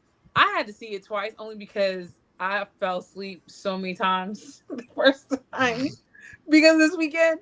But I think, to me, after Aemon coming home, it just was very slow. I know it's actually dealing with the characteristics of the characters right now, and especially on even the mirroring of like how both Rhaenyra and Alicent, no one's listening to them. Okay, they're being kind of run over by the people around them, and what's going on with the other things in the episode. But I kind of think that this one for me was really the slowest, and it was kind of hard for me to pay attention even after watching it the second time. I want to point this out because something I did notice is the parallels between Allison and Rhaenyra's. Yes. How they're like on Allison's court, no one's really listening to her. Not at all. Like they're not trying to listen to her. Everybody's voting against her. Like you not getting none of this action. However, in Rhaenyra's court, they're trying to do the same thing, but the energy she's giving back, she's like, "Oh, I think the fuck not." But that's because it's not Allison's court. Yeah. Thank you. I was about to say that. I think the reason why that's also different is because Rhaenyra is actually quote unquote queen, whereas Allison is just queen regent. And to something that you said, Shoyu, to your point, just from listening to podcasts, because again, I don't know the source material. I think I do know what you're trying to say, that there are opening characters up that could possibly be like, dragon riders and things of that nature. I think that's what you were getting at. I think that's what Mando said, and she's not wrong about that. Yeah, it just they sped that up, but they have Sloane Harrenhal and everything that should have happened before getting to the new dragon riders down, and that don't make sense because that they don't happen. They happen after each other. So that's the second time this week. That's why I made this face. So it is happening. It's coming, but it's kind of like because like even Alan Corlys, Alec Corlys's son. Like if I can say, like in the book, like Corlys and Rhaenys never. Rhaenys never has that conversation with Corlys because one, Corlys never acknowledges Ellen as his kid. He says that is Laenor's kid, so he never acknowledges Aelin as his. So they are adding things up, but also it's like I'm like I don't know, like where is this season going to end? I can't tell you. What is the pacing? I can't tell you because they're slowing down things that is like this went really quickly. And then speeding up things that came afterward. And so it's like, what is going on? So I asked, outside of Daemon's characterization, what is changing that that's annoying you? That you don't feel is true as to how they're doing it? I mean, I can't go back and undo the entire story. I can't. Because I told Mando, like, I think because I didn't start reading until after I had already seen season 1, but finding out that the story is a story about treason and treachery versus what they have made it, to me, in my opinion, a story of friends that somehow lost their way, and now it's a battle to the death for them. It's kind of crazy because Allison Allison doesn't have autonomy in this show. She had autonomy in the book. She absolutely was an asshole. She made the decisions on her own. So from how we have got Allison in the show, that changes the entire narrative, because that's why I feel like you even gave room to people that be on Team Green. There's no way that you could be on Team Green if you're reading the book. It doesn't even make sense. Like, because we're already past Viserys, but she left that man Viserys to rot in his room after he died for a month and didn't even tell Rhaenyra that her dad died, burned his ass without letting her know. The whole thing is crazy. Alicent was absolutely a front runner. That makes So it changes. I get it now. You know what I'm saying? It's just now that's making, what happens is you're making the viewer pick sides. Right. If you make one of them the bad guy right off rip, then it's already done. The stories, there's no story to really tell. But if you make it's still a good story though. Oh no, I wouldn't doubt that. I wouldn't doubt that. It's just now, perfect example. The Hateful Eight. Anybody familiar with that movie? Yeah. Okay. Yeah. Now, that movie was supposed to be a sequel to Django Unchained. Mm-hmm. But as Tarantino stated, he said, if I had to put Jamie Foxx's character of Django in that movie, you would have already chosen his side when the whole story is supposed to try to figure out who is telling the truth and who isn't. If Django Unchained walked onto the screen, you'd be like, he's the good guy. I don't need to see anymore. Right. Opposed to just saying you got 8 unknown characters that you don't know who's on the up and up and who ain't. Right. And I think that's where, like, because like I said, I read it after watching the first season. I enjoyed the first season. I did. I thought it's not that I'm saying the show is bad, but as a reader and reading the book, after finding out what the story could have been, because me personally, I would have rather have a story where you see this person that is generally just not a great person making the decisions she's making, instead of trying to make her seem like she's a victim. Yeah. When she wasn't. She was 9 or 10 years. I think she was 9 years older than Rhaenyra. They were never friends. It's like yeah. The choices that they made is running the show. That's why I'm saying, like, you can't go back and change stuff that they started from the beginning because of how they started it. Like, you can't change that now.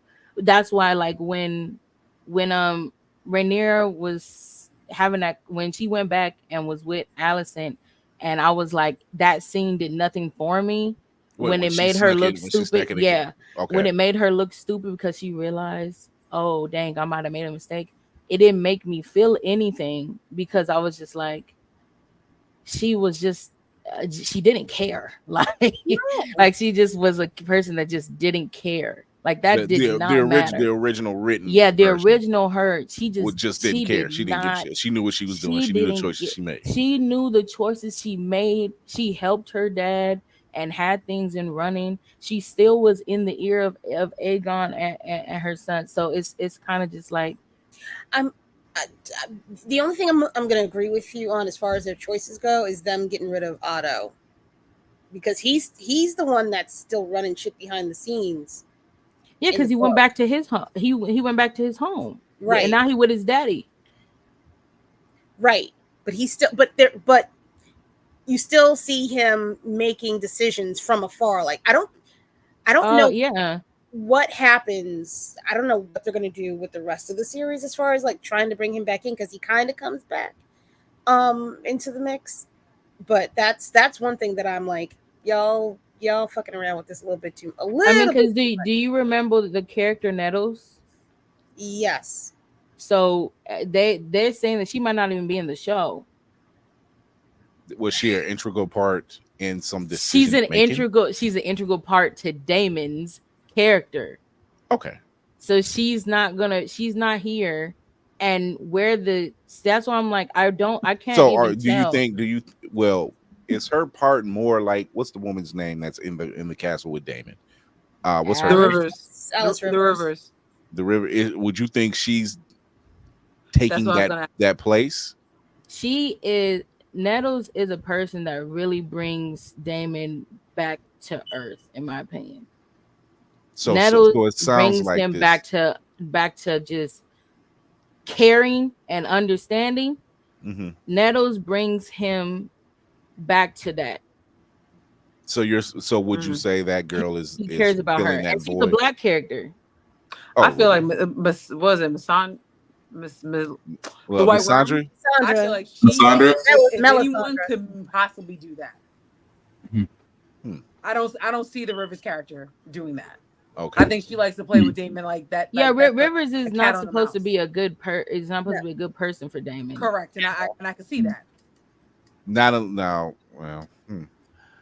Because you said 8 episodes, I don't see them introducing. But see, that's what I'm saying though, because what is gonna happen by the end of this season? We only have 3 episodes left. Technically, by the pacing of what we're going now, I know what should be in next episode. I was like, it should be in this episode, but it didn't come.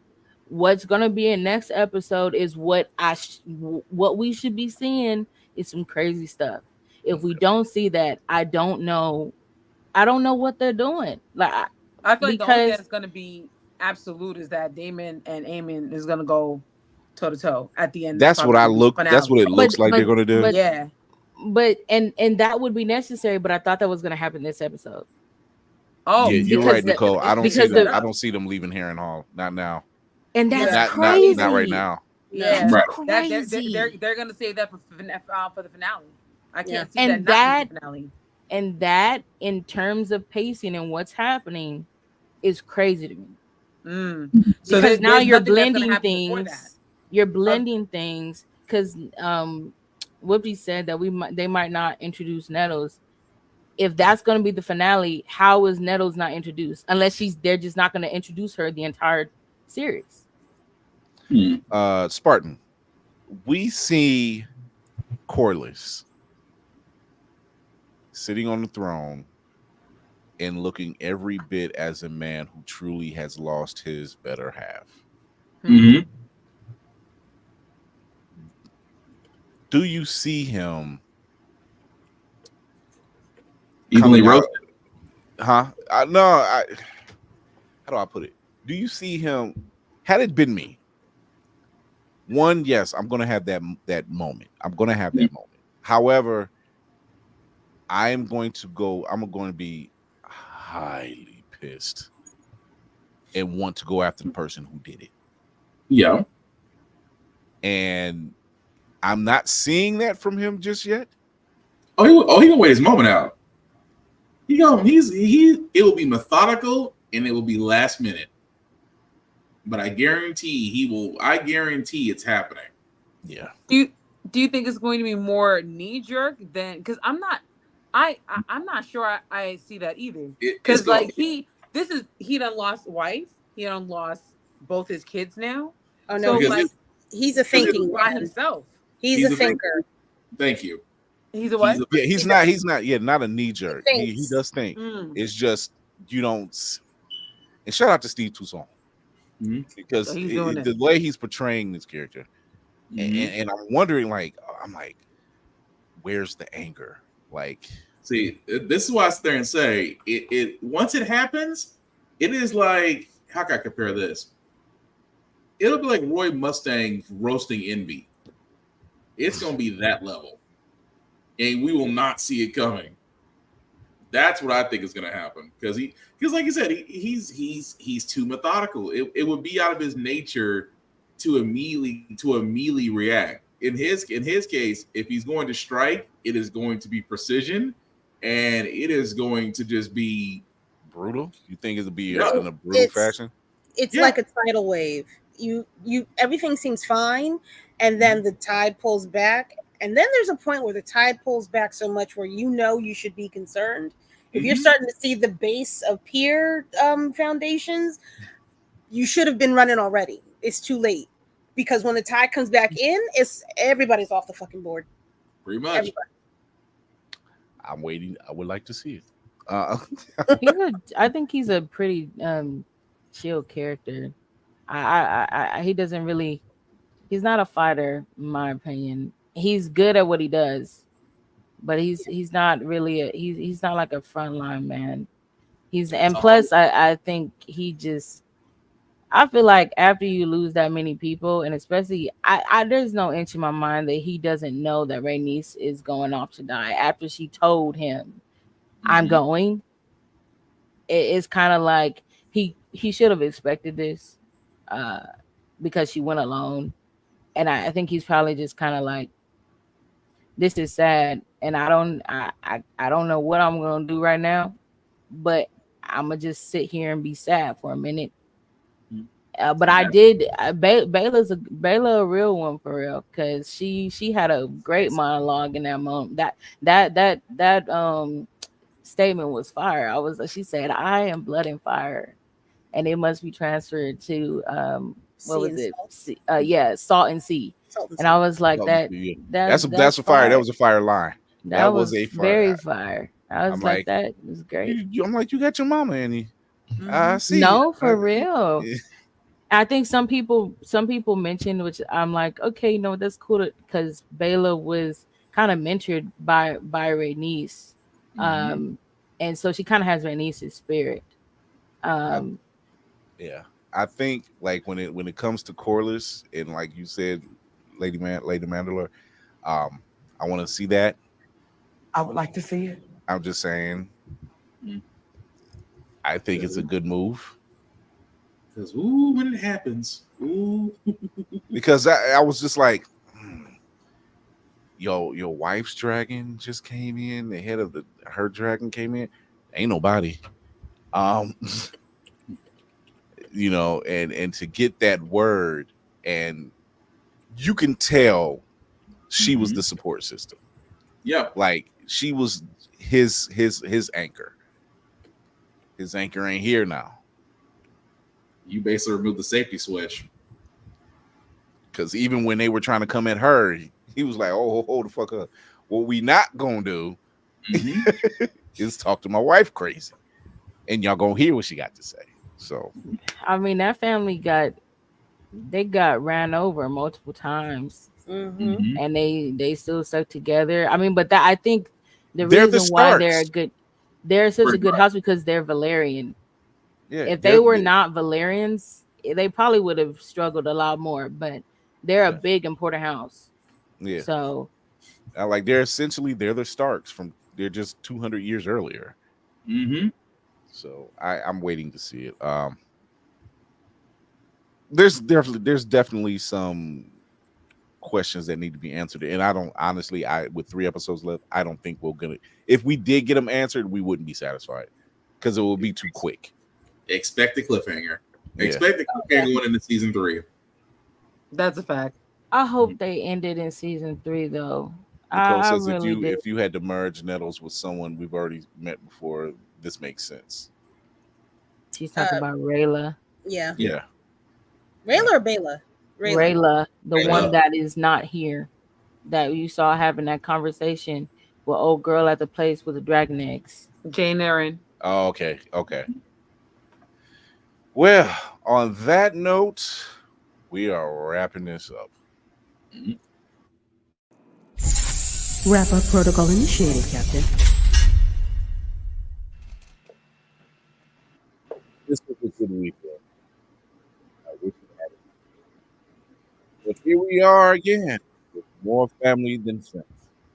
Hello. Lady Mandalore here. You can find me on the internet at Roomful of Blurs right over there.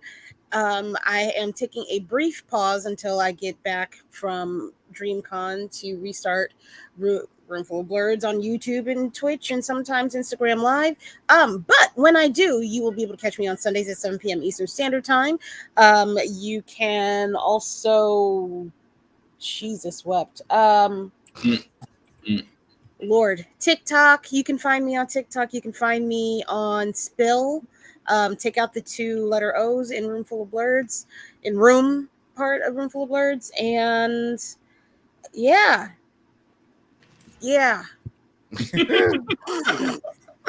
I'm glad to be here. So happy. Oh, totally blown away by Ahmed Best.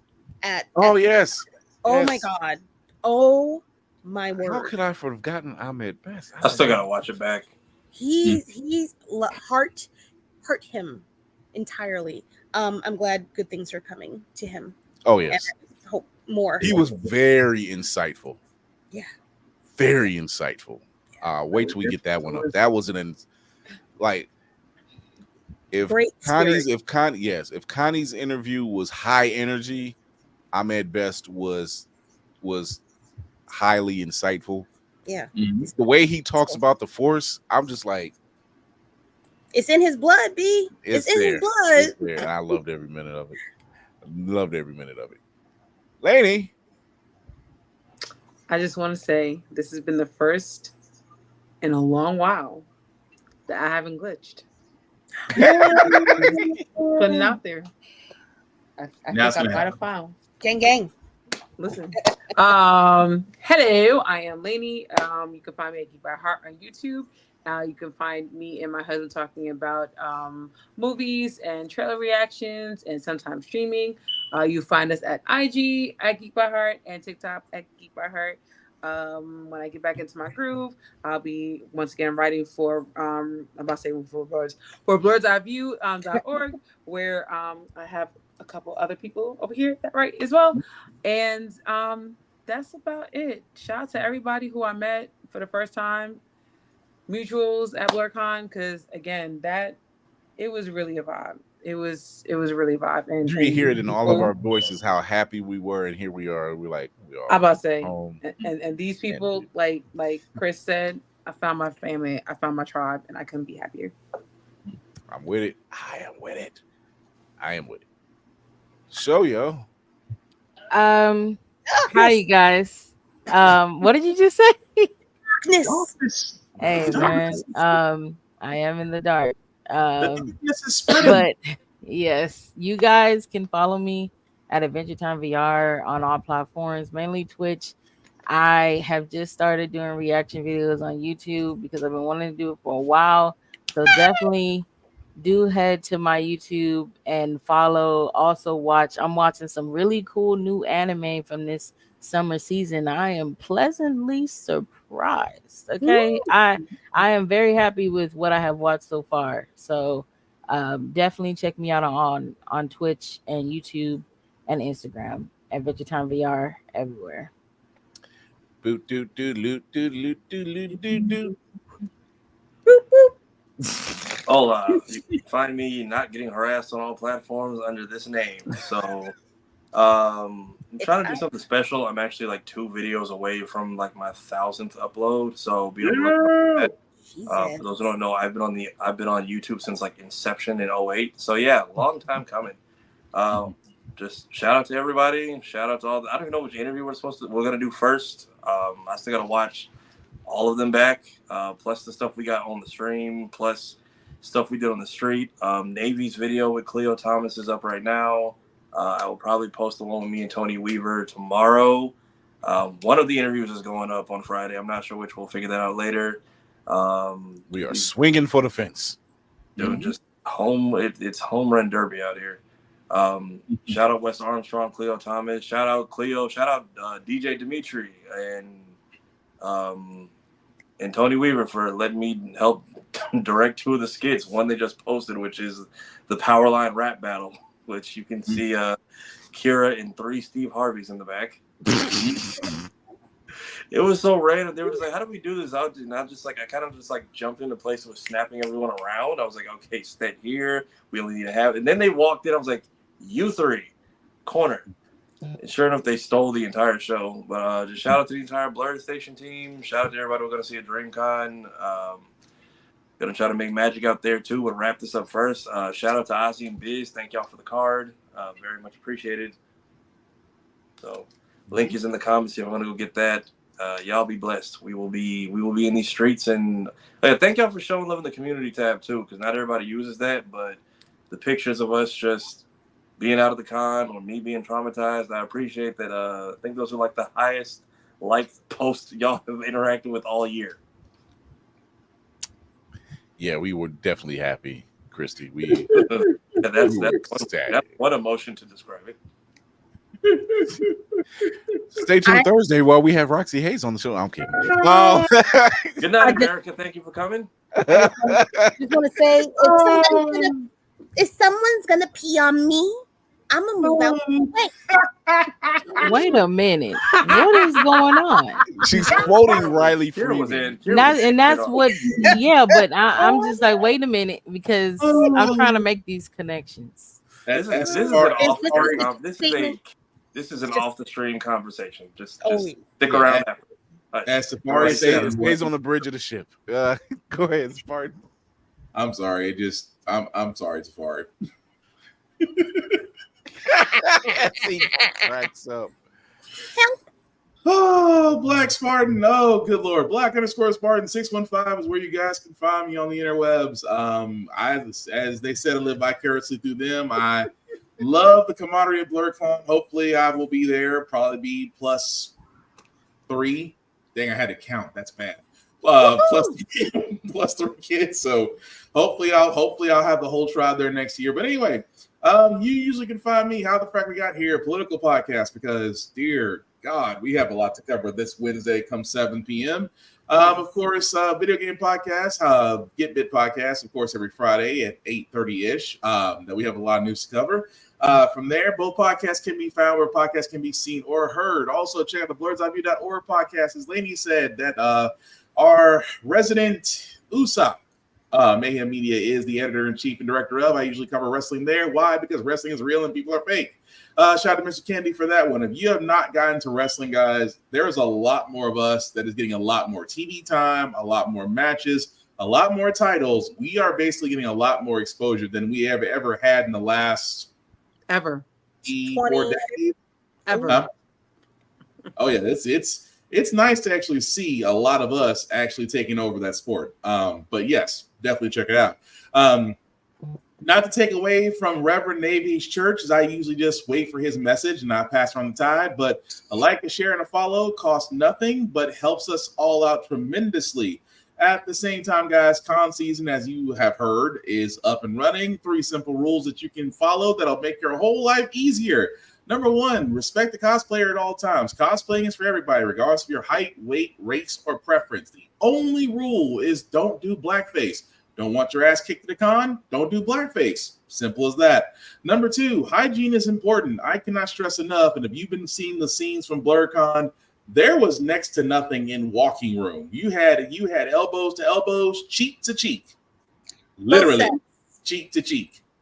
I'm gonna let you take your interpretation from there. What I'm getting at is, guys, soap, deodorant, some cologne of some sort will help you out tremendously. Please don't do native. Native will get you kicked out, or you will figure out why you're the only person in the elevator and everybody's letting you go on.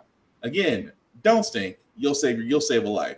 And number 3 is the same rule that I have for myself that I have for everybody else, guys. In a world that is cruel, it is unkind. Be nice. Be kind. Share and talk about your fandoms. Don't be a dick, and we'll all be cool. No, Laney's elevator ride this weekend. Bro, there were at least 2 situations, and one of them Laney had to deal with. One of them I followed into the vendor room and didn't realize what was happening. I'm like, yo. And all I thought about was Spartan and Tafari, and I'm like, yo, did y'all not see y'all didn't see the PSAs, did you? I forced it into the rotation on the stream multiple times. You know, I followed my own self with deodorant. Like, this lets me know when I go to Blerdcon, I'm just gonna have one big bottle of spray of Clorox and just scope at the same time. Yeah, where was the free deodorant man this year? We missed it. Really no, we didn't. No, we had it. That was Damon Davis from Ultimate Wireless. Ultimate Wireless. Go check it out. Oh, I got to meet him. He was cool.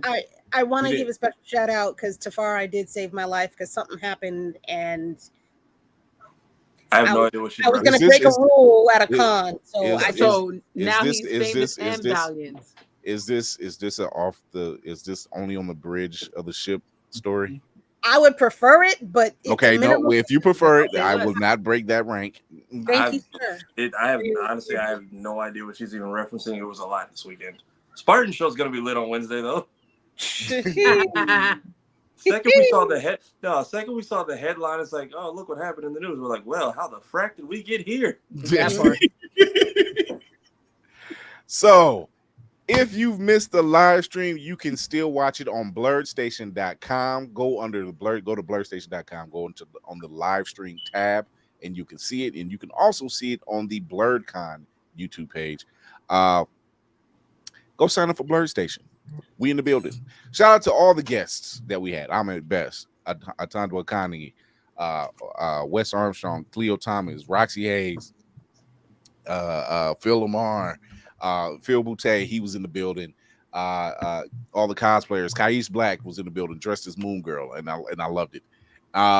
Missed that. Shout out to the DJ over at the T-Con booth. That was amazing. Shout out to Jason Michael Primrose, the crew over Midnight Comics, Black Lion and Cubs, Night of Abyss, Terry Huddleston, Greg Burnham and the crew.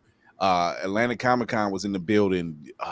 Concrete Comics was in the building. Everybody was there. The family was in full salute. Jesus, and I miss it. Shout out to the 20+ food trucks. Shout out to the soul food truck. You saved our life. Shout out to the lemonade truck. You saved my thirst. Thank you, Jesus. The pizza truck for the people, the insomniacs. They was hitting. They were one of the late night spots. That was the munchie truck for sure. That was the munchie slash. That was the munchie slash. We're all just up at 4 a.m. Like, oh yeah, shout out to your boy Roshi for just randomly popping up twice at like late at night. That was. So we had a fantastic time. Shout out to the How to Nerd podcast crew. Shout out to 3 Black Geeks. Do You Speak Geek? Shout out to Hellspawn Cosplay. We did an amazing thing this weekend, and I don't regret it. And we hope to do it again. But we are signing off. So as I do with every show, remember to catch us Tuesdays and Thursdays at 8 p.m. Eastern on YouTube, Twitch, and IG, at least for an hour on IG. And you can catch us anywhere you listen to your podcast. Be sure to download it. If it's on Apple, leave a 5-star review. Talk about what you've seen. If you're watching this on YouTube, leave a like. Hit that thumbs up. Hit that bell. Leave a comment. Tell us what you want to talk about. I think we're going to start doing that. Patreon might be coming soon. Yeah. Shout out to Lainey and Jay. They blessed us with shirts this weekend. So, shout out to them for that. That was great. Shout out to Otaku Noir. I got some dope minifigs. and a slice of life mystery box, which I still have yet to crack it open. But shout out to Hilton George of Blerdcon and the team that he had there. It's not just a growing crown, it's an expansive convention that is a home for us. It is a safe place for us. We have a blast every year. It's only getting bigger. So show support to your local Black cons is what I'm telling you. Shout out to Blurred and Powerful for creating this mission. And once again, thank you to everybody who's watched and supported us, and those who came up to Blerdcon and they seen us and gave us shout outs and talked to us and shook my hand and everything else. We appreciate you. Show your love, show your support. Tell a friend, tell a family, tell your mother, tell your father, because according to the crew, their families is just randomly watching it now. So we out here. But as I do with every show, remember to educate yourself and others, entertain yourself and others, and most of all, encourage yourself and others. And I encourage you to keep watching us. There's more news coming soon from Blerd Station. And until then, we will see you Thursday. We